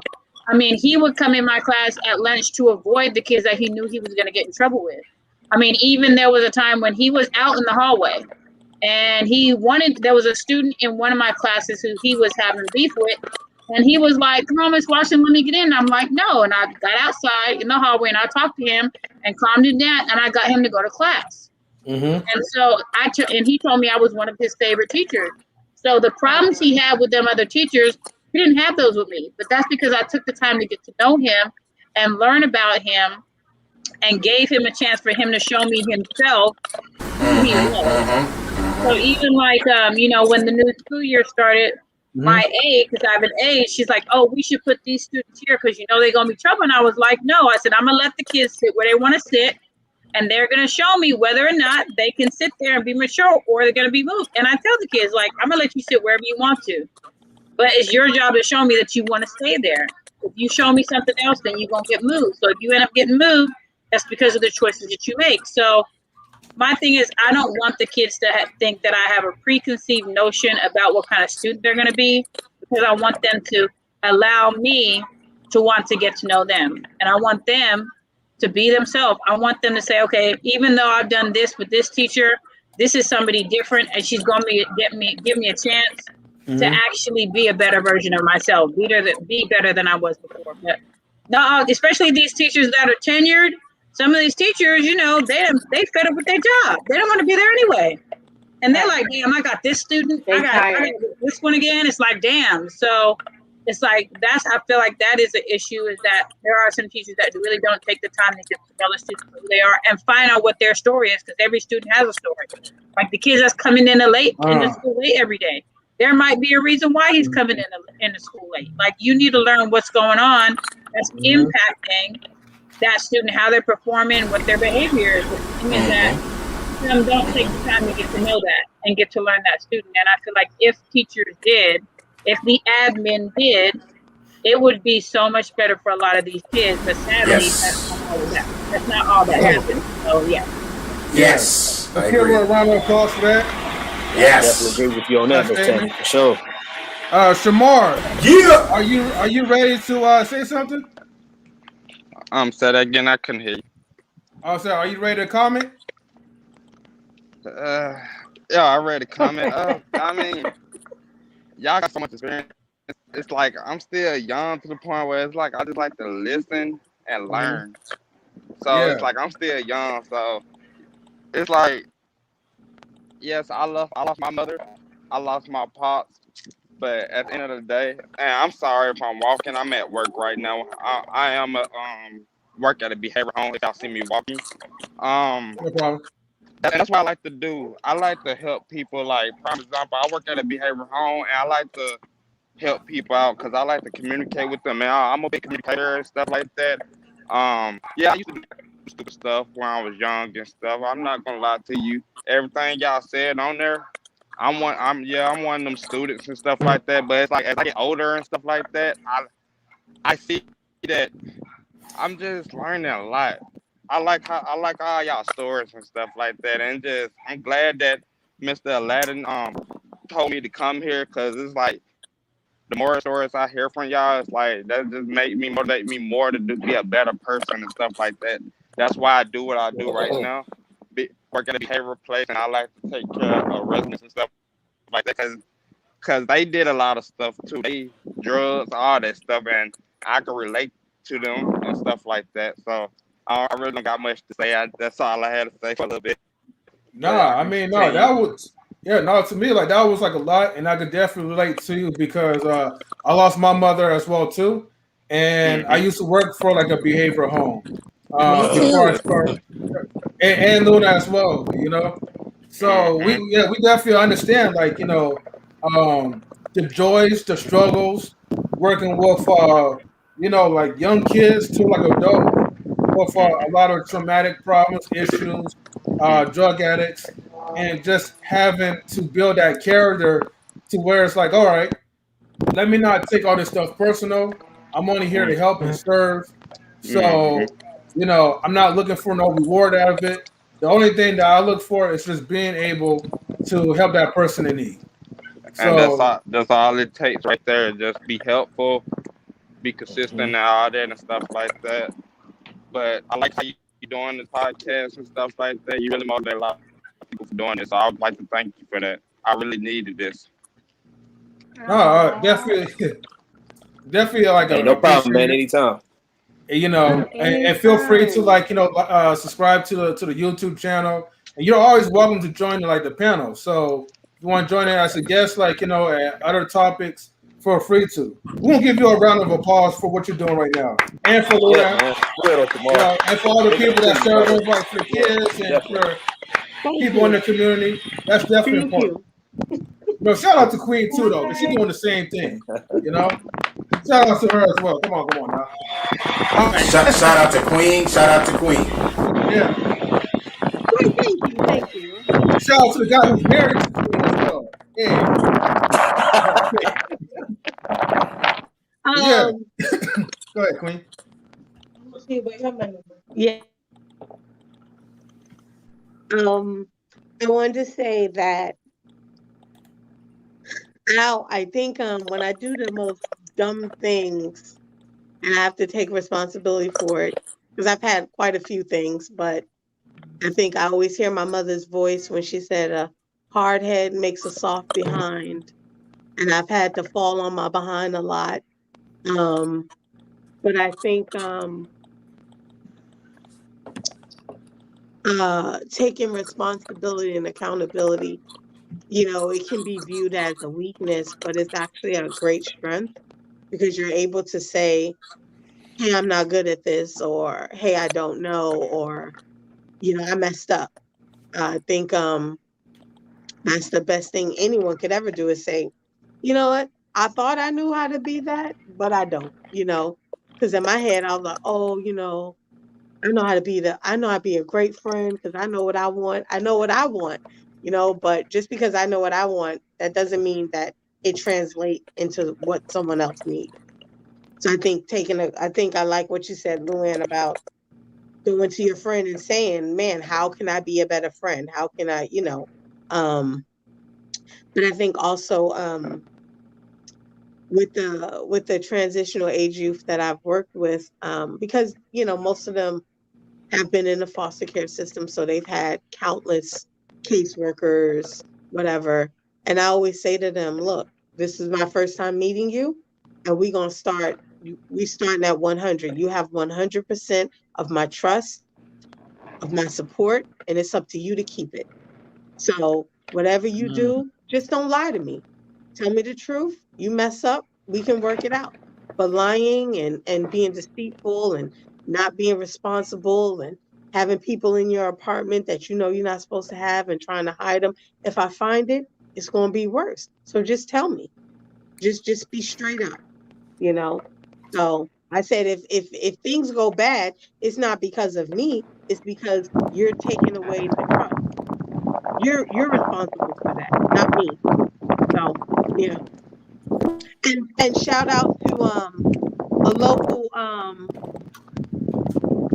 nonprofit called All Tied Up, who's doing something in the Black community with young men of color in Oakland. So check him out. He does stuff with like how to dress and present yourself. He's on the news, you know. So shout out to that organization. All right, cool. Thank you, thank you, Luna. Shamar, I know that you have to go. Well, let me say one more thing before I No leave. problem. Mhm. One more thing before I head out. Y'all keep doing what y'all doing. God bless y'all with many more and stuff like that. And I will be back on the next live and stuff. Thank you, sir, and thank you all for y'all stories and stuff.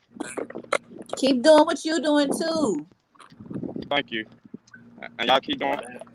Y'all keep doing what y'all gotta do, and y'all got this just like I got this. I'm gonna keep pushing everything for my mama, for my daddy, and my grannies, and my whole entire family. Thank y'all. And thank you as well too. All right, thank you. All right, man. All right, Take have care, a good man. one. Okay. We got two more questions, and we want to get to. So let me get to like number 5. Oh wait, hold on. Hall of Fame. Is there anything that you want to say?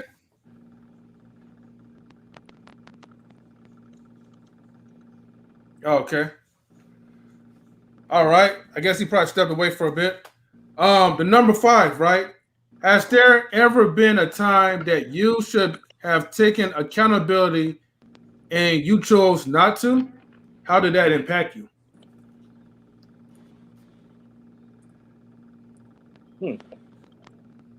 Crickets, huh? I know. Should I do the any, mini, miny, mo, and choose whoever? No, I'll go. All Because right, go I ahead, have Luna. always been accountable. I can tell you that was definitely a learned behavior for me. I want to say when I was working with children, and that's when you need to be the most accountable. I don't think it was with children. It was with adults with disabilities who didn't speak. And there was a situation where I got pushed into a tub over some soap. And part of my job was to make sure there was no triggers in the bathroom for, those things to happen, including like the soap, because he had pica. He would eat things that weren't supposed to be eaten. And he wasn't a verbal client. So everything he did was, we always read like the physical cues, his eyes, his fidgeting. We would tell off of that.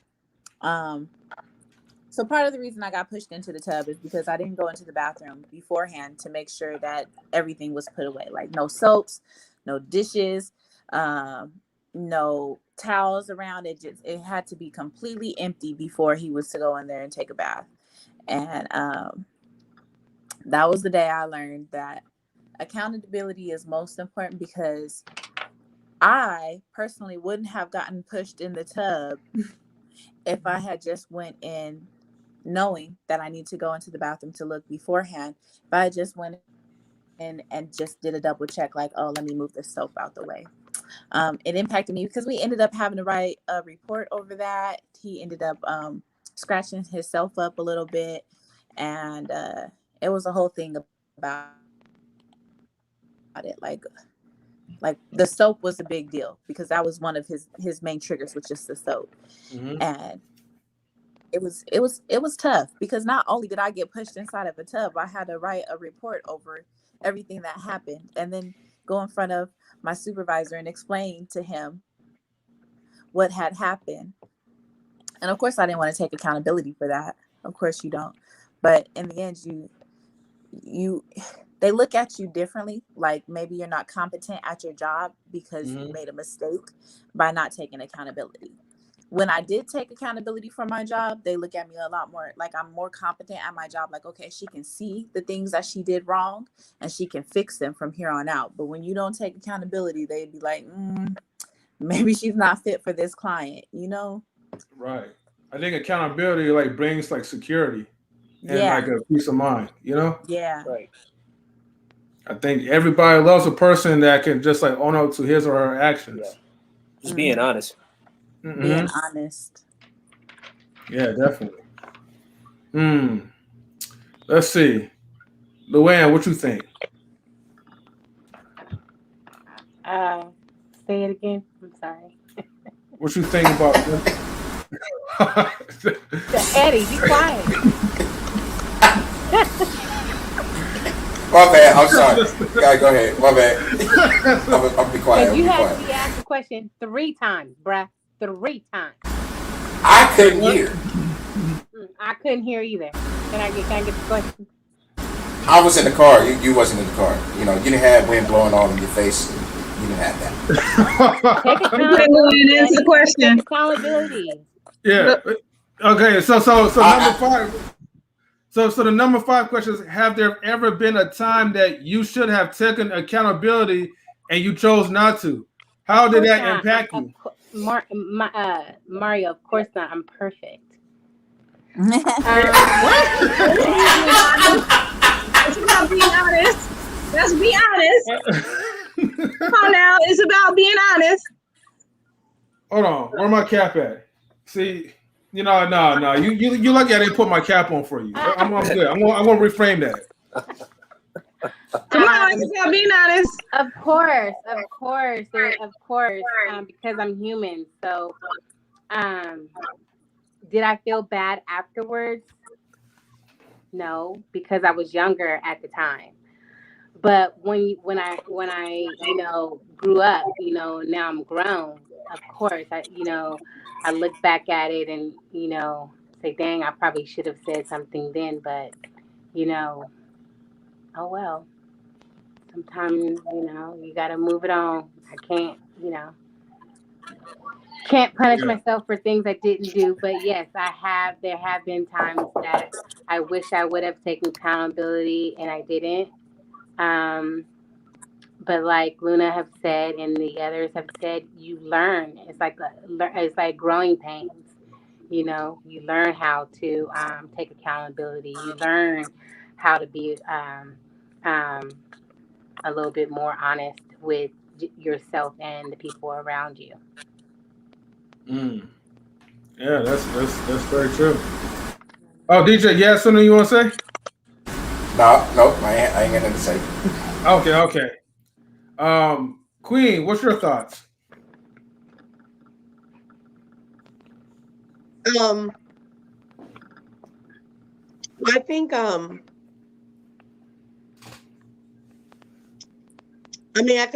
can think of a gazillion situations, but I think I can think of one in particular of a roommate situation in college. Mm-hmm. And something happened. I forgot what, but I just remember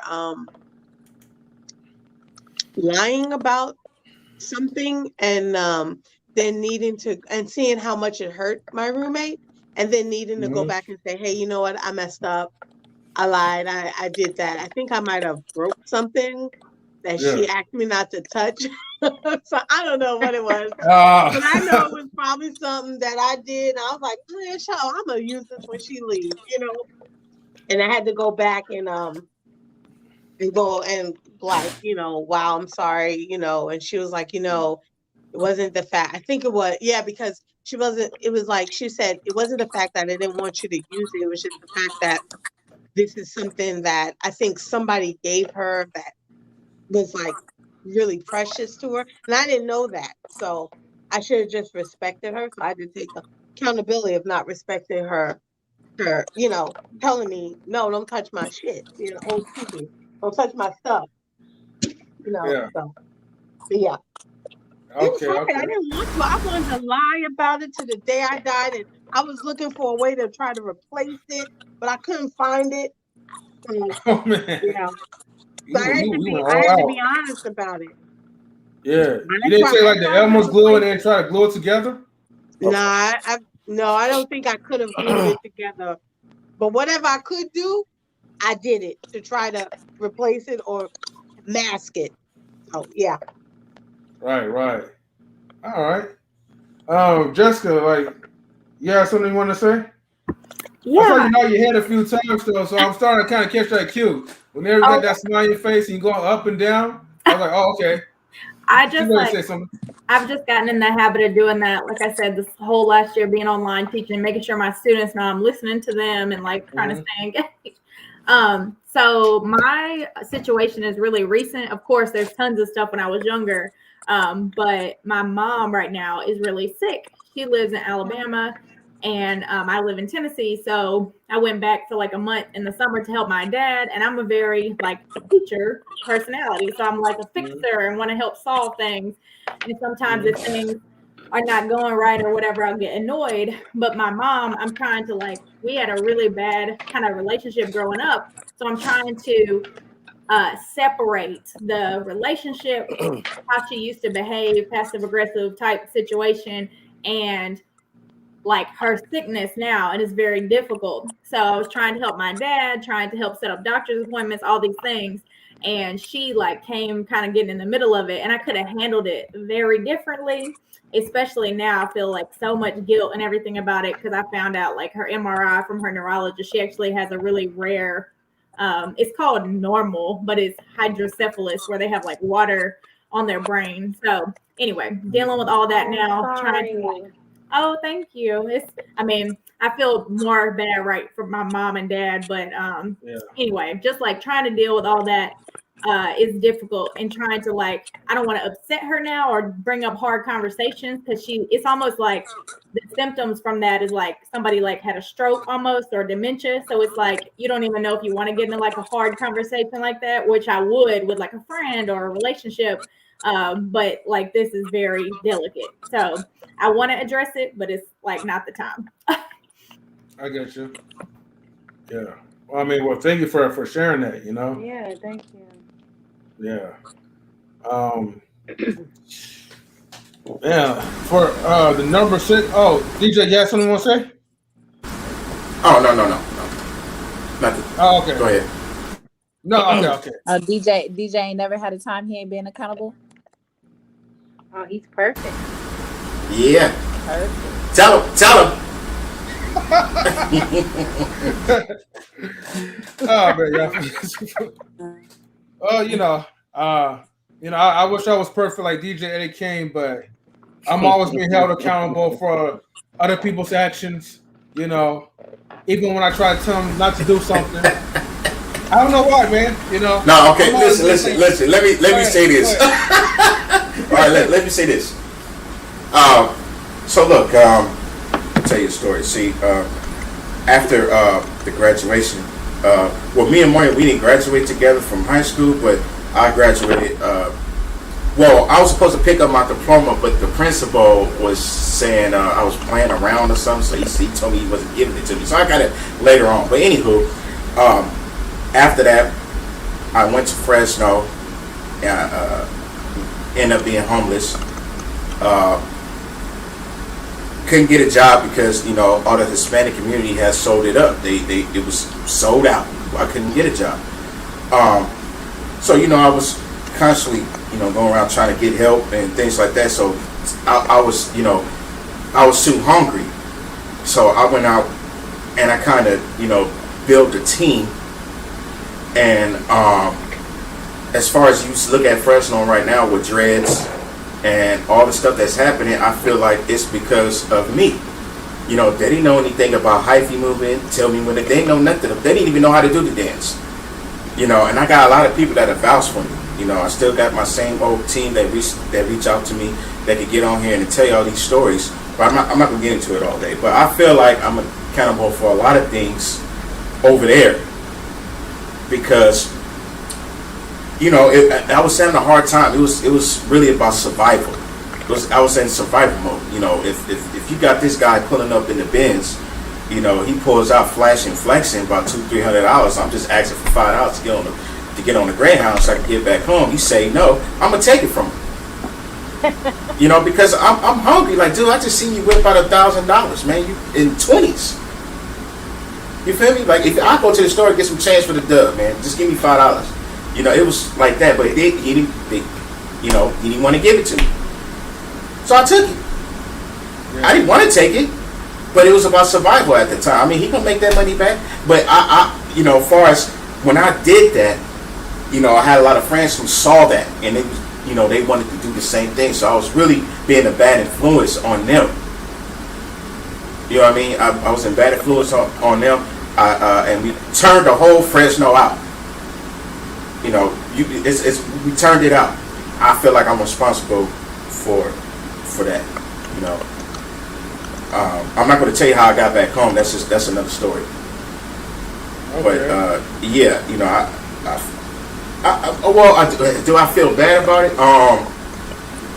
I mean, I feel bad about dragging my friends along to doing the things that I was doing. Yeah, I feel bad doing it. You know, but it was about survival at that time. You know, when nobody helping me, I had family out there, a whole lot of family out there, and they still didn't help me. Yeah. You know, it was crazy. It was crazy, man. You know, I can't even get in touch with M3. You know, M3, he had a lot going on. I didn't have a cell phone. I didn't have his number at the time. You know, I was just trying to get out of that jungle. You know, but I made it out. You know, that's another story I'm gonna tell you. But I feel like I'm accountable for a lot of stuff. A lot of stuff. You know, I just want to throw that out there. I'm still perfect though. Still perfect. No, you're not. I heard that. until you pay that guy his $5 back, you ain't perfect, man. But thanks for sharing that. Maybe you are, Eddie. I can't even hear what Luann said though. She said, "Yes, you are." Thank you, Luann. You is too. Thank you. Okay. She's funny though. I think it's the other way around though. Yeah. The number 6 question. Yeah, definitely appreciate you for sharing that, DJ. Yeah, no problem. Okay. So number 6, I'm gonna mute you real quick. Number 6, if people in your life, actually, is this the? Oh, this is the last question. Okay. I gotta put my narrating voice on. All right. Number 6, if people in your life continue not to take accountability, whose fault is it when negativity impacts your life? Oh, that's say crazy. that again. Can you say that again, Mario, please? All right. Hold on. I forgot to even put on the screen. My bad. Okay.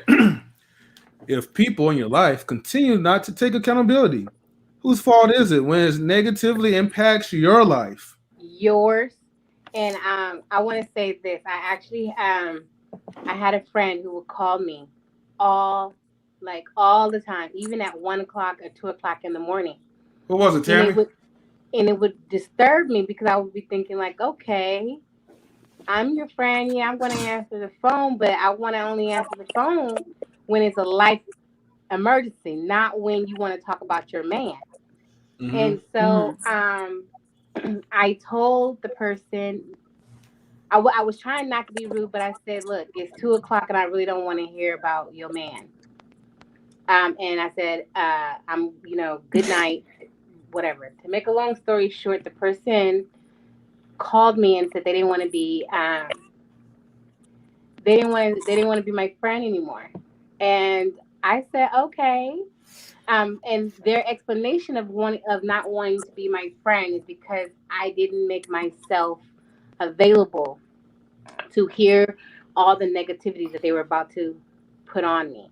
But at that moment, I didn't care because I felt like I was done. I didn't want to hear no more negativity. I didn't want to bring that into my day that hadn't even started yet. So for you to already make the choice of not being my friend, I thought that was really, really good on that person's part.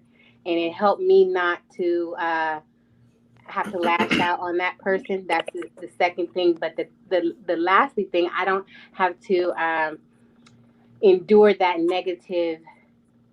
negativity on my life, because it can make you feel like the problem is yours. When some of your friends or family members want to impose their issues on you. No, baby, bye. Yeah. Okay. Good one. Yeah, definitely. I feel like that too. Definitely. Like, I agree with Luann, because accountability is being responsible for the situations that you put yourself in. If you allowing people to dump on you, at some point you gotta be like, all right, this is a boundary for me. I need to take myself out of this situation because clearly they don't have boundaries for themselves. As I said before, accountability is a personal experience. So you be accountable for allowing that person in your life. They be accountable for the stuff that they expose you to. Right. Yeah, for myself though, I definitely take accountability for some of the things I've went through, like in school, even when after school when I moved in to California when I was out there for about 10 years, like I was so much of a how can you call it, a goober, if you will. I was too much of like a people pleaser. I always was like trying to fit in, and I was trying to like fit in the wrong places at the wrong time. I'm not saying that I never got in trouble with the law or anything like that, but I was just too, I was just trying to be that guy, like, try to be that popular guy, or, just, again, just trying to fit in, with people and stuff like that when I was not focusing on myself. And once I had to understand as growing up and take a look at myself in the mirror and realize that, hey, you have to step back and look at all these things that you're doing that's affecting yourself, coming up, because if you keep doing these things, though, you're not going to get to where you want to be at in life. Yeah, that's real talk. And I definitely, tell myself every day, that, man, I thank God that, all these obstacles that I've faced made me into the man I am today. And I tell you, because, man, I was a very gullible person. I'm not gonna lie, I was hyper and stuff like that. But I mean, hey, we live and we learn, as we were young, growing up and stuff like that. But still, though, at the same token, though, I, really had to like buckle down and like had to see forth for myself of who I had to, find myself to be, and I'm glad again, though, that I went through those things to who I am today. Yeah. Man, I definitely, man, I hear you guys like a lot. Yeah, it's like when I think about this question, I feel like when you tolerate so much from a person that don't want to they always have excuses about themselves whenever they do wrong, that would like to blame other people and throw you under the bus to save themselves, and you're still around with that person. I mean, it is your fault. Yeah. Definitely. Especially like when it negatively impacts on your livelihood. Yeah. Because you know what to do, you know what not to do. Right. But the main thing is that it's your fault, but yet you still continue to hang around with people that don't like to take accountability. Right. Well, now the question is, why is that? Because now that happens because, you know what I'm saying, a lot of times people they either don't want to step up to the plate and be all they can be, or they don't realize who they fully are. Right. Saying it's like the last dragon, you know what I'm saying? Leroy, he had the glow. Exactly. So he had to, really go through some things. You know what I'm saying? And he got that glow on. Right. Mm-hmm. Once he got that glow on, he became the master. You know what I'm saying? Exactly. Nobody could touch him. You feel me? So that's the thing, man. You have to realize and take responsibility for who you are and step up to the plate. And that way you get rid of all the toxicity, man. All the toxic people, all the toxic situations. You're able to get rid of it quickly and easily. Right. You know what I'm saying? Right. Because here's the thing: when you keep that toxicity around you, it's just gonna bring you down. Yep, it's gonna make you more. It's gonna make you. Guess what's gonna happen? That person's gonna wind up just going off living their life and doing whatever they want to do. Yep. Gonna leave you in the dust quick. Right in the dust, real quick. You know what I mean? Pull off. Without no water. Word, take off. Mm-hmm. You know what I mean? Like the Migos, take off. You feel me? Like they wind up taking off, man. You know what I mean? And leave you destitute, hungry, and whatever else, homeless or whatever else. You know what I'm saying? But you sitting here worrying about what they doing. Like I said, they ain't picking up your phone call. They not helping you out with anything. they're not being there to support you and help you, then they gotta go. Yep. Yeah. They don't have that same energy that you do. Then, man, they got to. You got to hit the road, Jack. Yep. Yeah, hit the road real quick because it's the thing. Like I always say, especially with men. Men, stop wasting time. Stop wasting time, man. Start taking care of yourself and stop wasting time. And for females, you know what I'm saying? There's certain things y'all waste time in doing too. Stop wasting time having babies by these dudes who don't really want to be there and support you. Marrying these dudes who don't want to be there and support you. And just put yourself in a situation that you don't have to really be in. You know what I'm saying? And that's really the thing. We gotta really smarten up, man. We gotta smarten up, you know, as just people as a whole, and really stop putting ourselves around toxic people. And we give people too much credit. It don't matter if that person grew up with you. It don't matter. It don't matter none of that. What are they doing for you today? What have they done for you in the last week? If all they done on the last month, all they done is be negative, bring you down, and bring negativity towards you, you don't need them around. You don't. And I agree with you on that Hall of Fame. I agree. Because, I agree 100%. Like when you have those type of people, like, you know, only thing they really, to me, in my opinion, though, they just want to see fit what you going through in order for them to determine if they want to stick around you or not. You know what I mean? And then those are the people that you can really see fit if they really gonna stick with you. You know what I'm saying? If they step with you from ground up or not. And then, like you said, though, what have you done for me? You know, as of now, it don't matter if I grew up with you. What about now? You know what I'm saying? If you're not, you know, if you can't take it back to when we was growing up until now you want to be funny though. Oh, I got to get you up out of here. You right though, man. Also though, too, we got to open up our eyes to see more of, you know, who these people are, so that way we can easily move on. You know, and that's what I had to understand though. Like I had to tell myself in my mind, like, hey man, if these people ain't showing me, you know what I'm saying, no love or nothing back, when I give them all the support in the world, then man, you know what? Hey, cut them, you know, one by one, man. Because I mean, hey, you know what I'm saying, it makes it easier for me, so that way I don't have to sit up here and why this and why that and all this other stuff, when the problem ain't me, it's them really. But I should have to worry about what they think. I have to worry about me. Yeah. Hey, agree. I got a special person here with me right now, Mr. Howard, right here of the crew. Me chilling. You know what I mean? I'm gonna talk real quick. You know what I mean? I'm gonna say a few words. How you doing, Mr. Howard? Yeah, what's going on? It's really good. Nothing much. Yeah, it's funny y'all just talked about that, because I just actually was sitting up here right now, reading the rights to one of my friends. He's been sleeping on my couch for the last 7 or 8 months, and actually this morning, you know, I roll in there about to make my vegetables shake, and this nigga had to never tell me I had to go back in my room till 11 o'clock. Wait, who said that?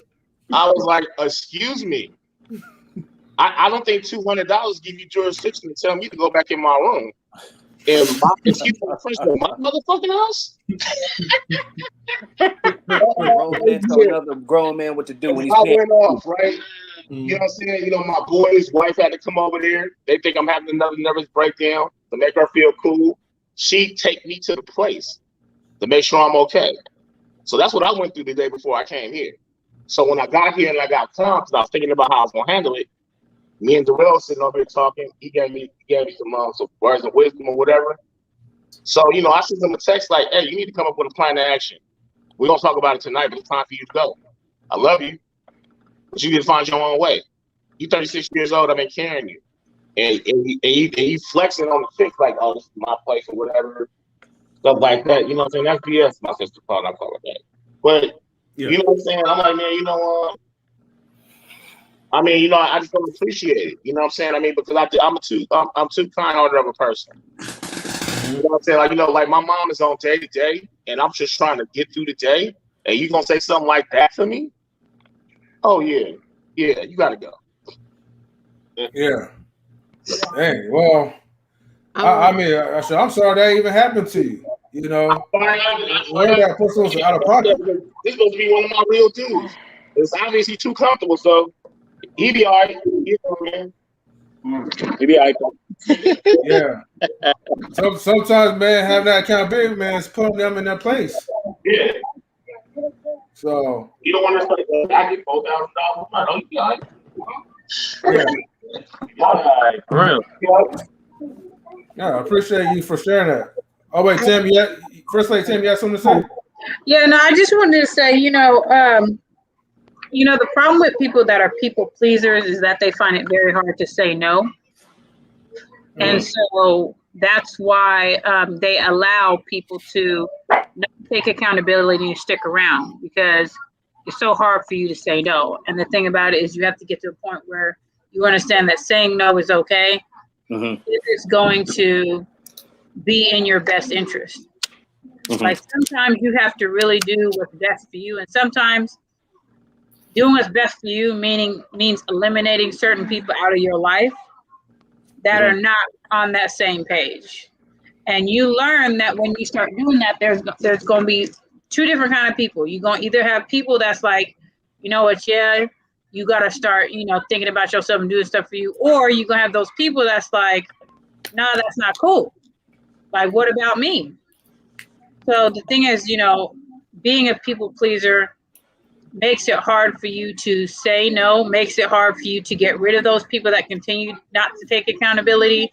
So when it negatively impacts your life, you have to take a step back and think about what you could do differently, because it is your fault, because you're not removing those people, you're keeping those people around. But like I said, when you're a people pleaser, you don't want to let those people go. You don't want to tell them no, but you have to get to a point where you know that even if you say no, the people that are really, really there for you, like they say, are going to be okay with you saying no. And they may even say, you know what? It's about time you said no. It's about time that you look good for you. And that's the thing. Some people don't do that. Unless that's where you have those people that will show you who they really are. When you're trying to do for yourself and do better for yourself, you're going to have those people that's like, well, hold on a second. No. Well, what about this and what about that? So even in the midst of you trying to better yourself and do better, there's still going to be those people there that are going to try to get in the way. Appreciate that. Yeah. Yeah, you checked it off on all boxes, Miss Tammy. Come on, Hollywood. Checked off all boxes. That's politically correct, Tim. I appreciate that. Took the shades off. Took the shades off. I see you still got your shades on. You took yours off. You see that? What's that, Mr. Harfang? Huh? What you say? I didn't hear you. I said, you see, she took her shades off. You still got yours on, though. They're right here. I got you. Okay. Now you gotta put her shades on. Y'all tripping. Calm it down. Calm the rope down. Calm it down. I was gonna say oh that. Oh my gosh. I had a situation where when I wasn't in college, but I had roommates, and there was a friend who was having a hard time financially and jobs and didn't have a place to stay. So, she was going around to different friends, staying a couple of, a week here. And I was like, so I asked my landlord, at the time I said, hey, is it okay? She was like, it's fine. So I asked my roommate said it's fine. We let her stay. And so it was a tricky situation. So I lived with my landlord, which was like an aunt to me. So so she was secretly going to the landlord trying to get in and get on the lease. And so the landlord came to me one day and was like, hey, I was okay with her staying for a few days, but I'm not, it's a 3-bedroom, we all have our space. I'm not okay with, another person coming in, blah, blah, blah. And she said that you said it was okay. And so I had to go and confront her. And she kind of jumped up like she wanted to touch me with her hands or something. So, I had to go New York on her and go crazy real quick, and put her in a place and literally like tell her, you got 5 minutes to pack your stuff and get out, and I think unfortunately sometimes, like Tammy said, when you're not necessarily, because I wouldn't consider myself a people pleaser, but when you have a given heart, like what you say, the person with what's his name? I forgot his name. He just spoke. Anyway, about the person on your couch. People can take advantage of that and take your kindness for weakness, and it's almost like you have to go rogue on them in order for people to respect your boundaries or have some accountability for their actions. Because her situation, she could have got me kicked out, Right. and I'd have been just like her because she was lying and telling my landlord that I said something, and she was going to move in and we were going to be roommates and all this other stuff, and all I said was you can stay 3 days. That's all I told her. So 3 days too long. well, hey, she got out in 0.5 seconds. Her stuff was flying out the window, and if she didn't get out, she would have been flying out the window. So that friendship is completely dead. So, if you keep that person around you, it is your fault. And I was done. At that moment, I was like, I'm done. Right. Yeah. Thank you for sharing, Queen. Jessica, yeah, that's it, right? Yeah, Jessica, I know you have to go. If you can stick around for just a few seconds, First Lady Tammy is about to come up with her poem. And then after that, we're about to close out. Okay, cool. Sorry. I was just like, I know I'm like old lady, got to get my homework done, but I definitely want to hear her poem. All right, for sure. Appreciate that. First Lady Tammy, are you ready? I'm ready. All right. Right. Okay, so the poem is called Accountable. Okay. That's a perfect poem for what we're talking about. Okay, so says, this is all on you, what you've been through. You knew better, admit it, didn't you? The current state of what your life has come to is all on you. It's so hard to admit that where we are is a reflection of our choices, those choices that should have been made voiceless. Those choices that action should have never come to fruition, but what's appealing to the eye may eventually put you in a bad position. But we usually don't see it. We're oblivious even. The sweetest action can become your deepest poison, causing unspeakable consequences that we don't even see coming until it's too late and we see what we're truly becoming. Someone trapped in the binds of our own demise, making decisions we knew were unwise. It's always good at the time until you realize that time is not on your side. You see, time is fleeting, gone in an instant, and time waits for no one. As I stated in the poem, that was different. Your time is limited, and yet it's still wasted on insignificant people, choices, and places. As we get older, it becomes clearer to see what happened in the end could have happened differently. But taking the blame is not easy at the end of the day when we realize that we're the ones to blame for our own mistakes. Accepting the blame to be a better version of me when it comes down to business, we need to take responsibility.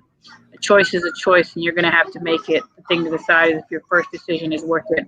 Will the consequence of your actions bring you positivity? Will you once again be able to handle your own irresponsibility?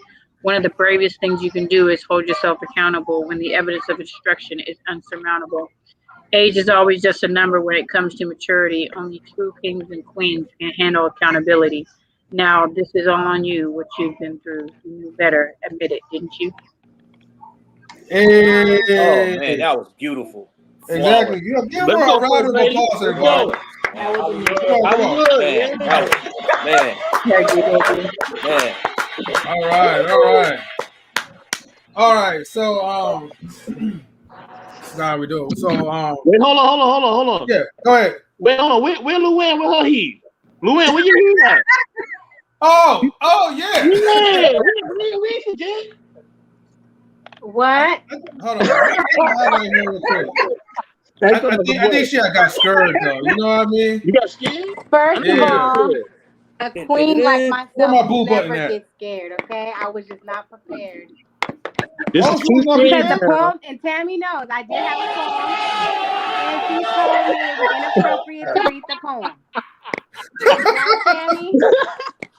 Yeah, so she did have one, but it was not going to be language appropriate for the stream. So I told her it was I told her it was probably best not to. Yeah, hey, this is 2 streams in a row. All right, 3rd stream, you better come with it. First of all, I had to clean it up because Tammy did tell me that I could not. Excuse me, Tammy. Tammy did tell me that I couldn't read it because it was too vulgar. Mm-hmm. Yeah. And we didn't want to get you kicked off of YouTube. Well, I appreciate you guys not to try to get me demonetized. So I think. But it was good though, huh, Tammy? It was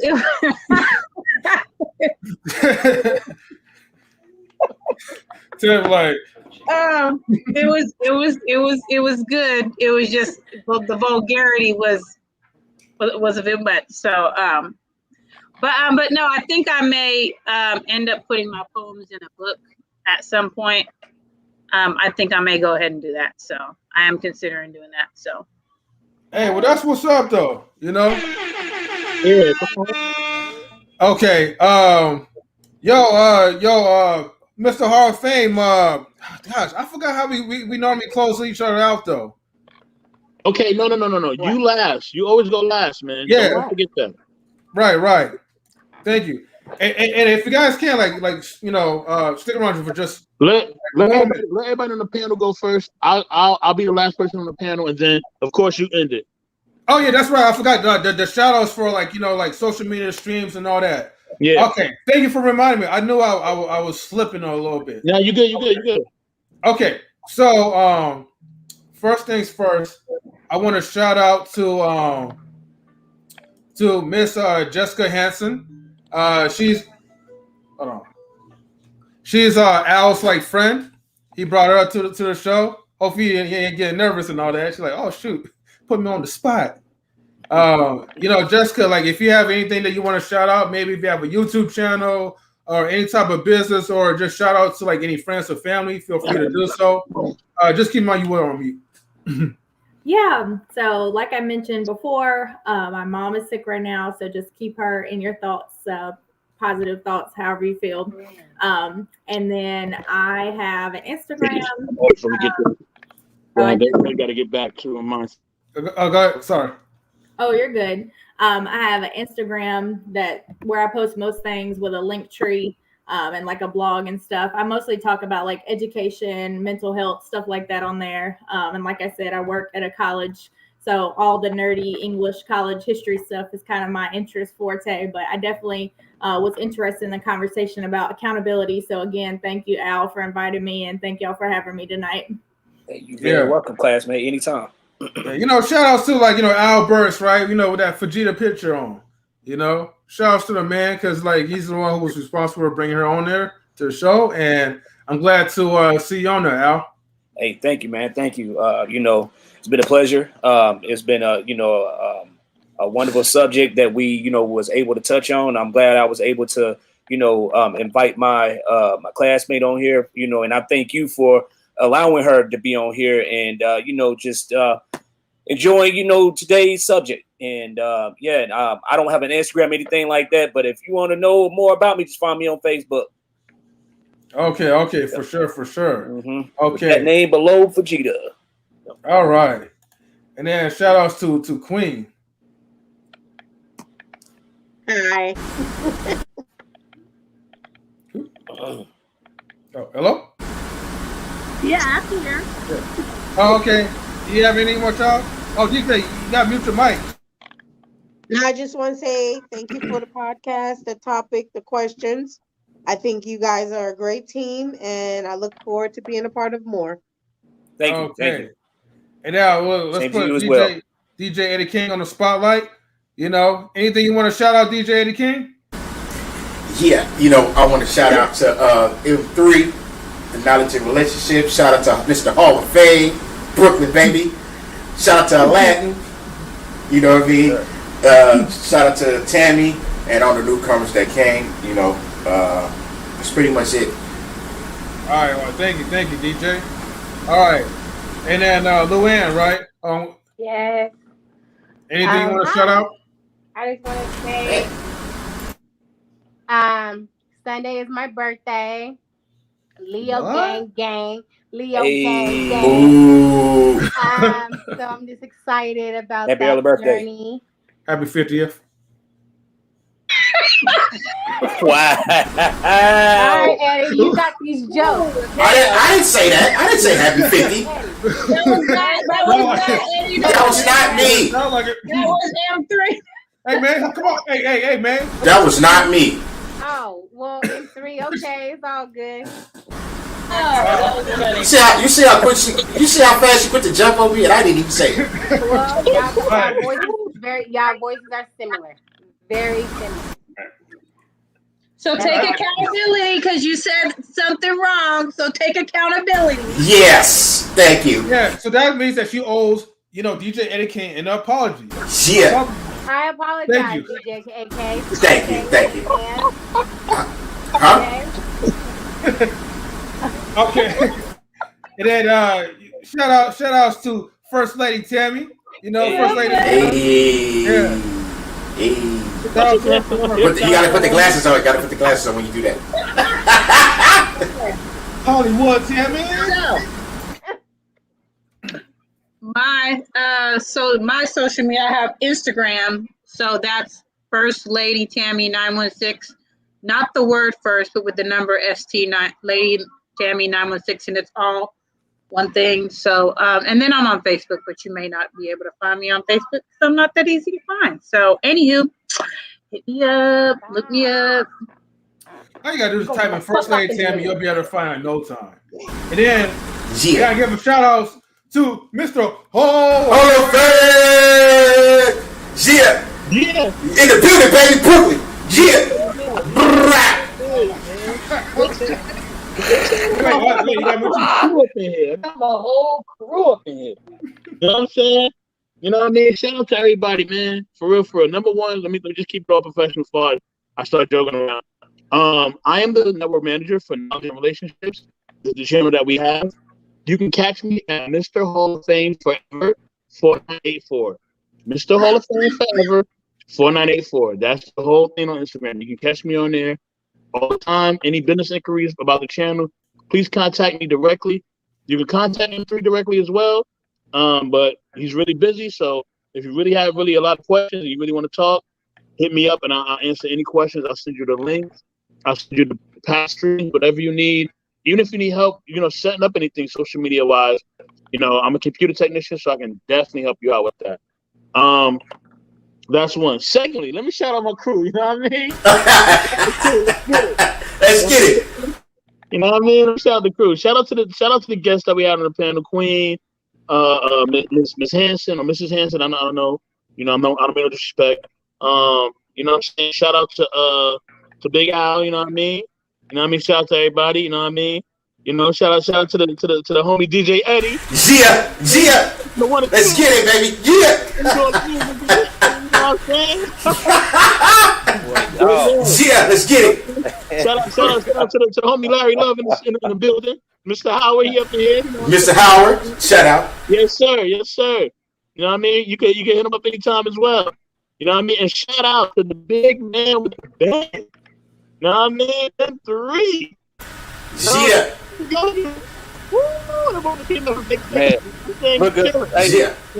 looking like one of the homies for immature, man. Yeah, let's go. Let's get it.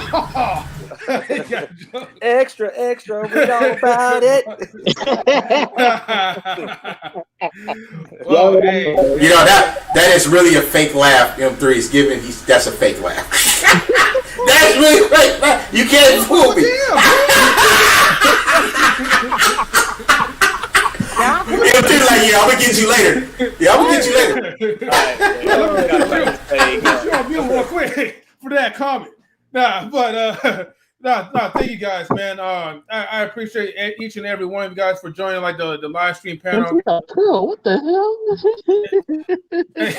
I see you, curl, boy.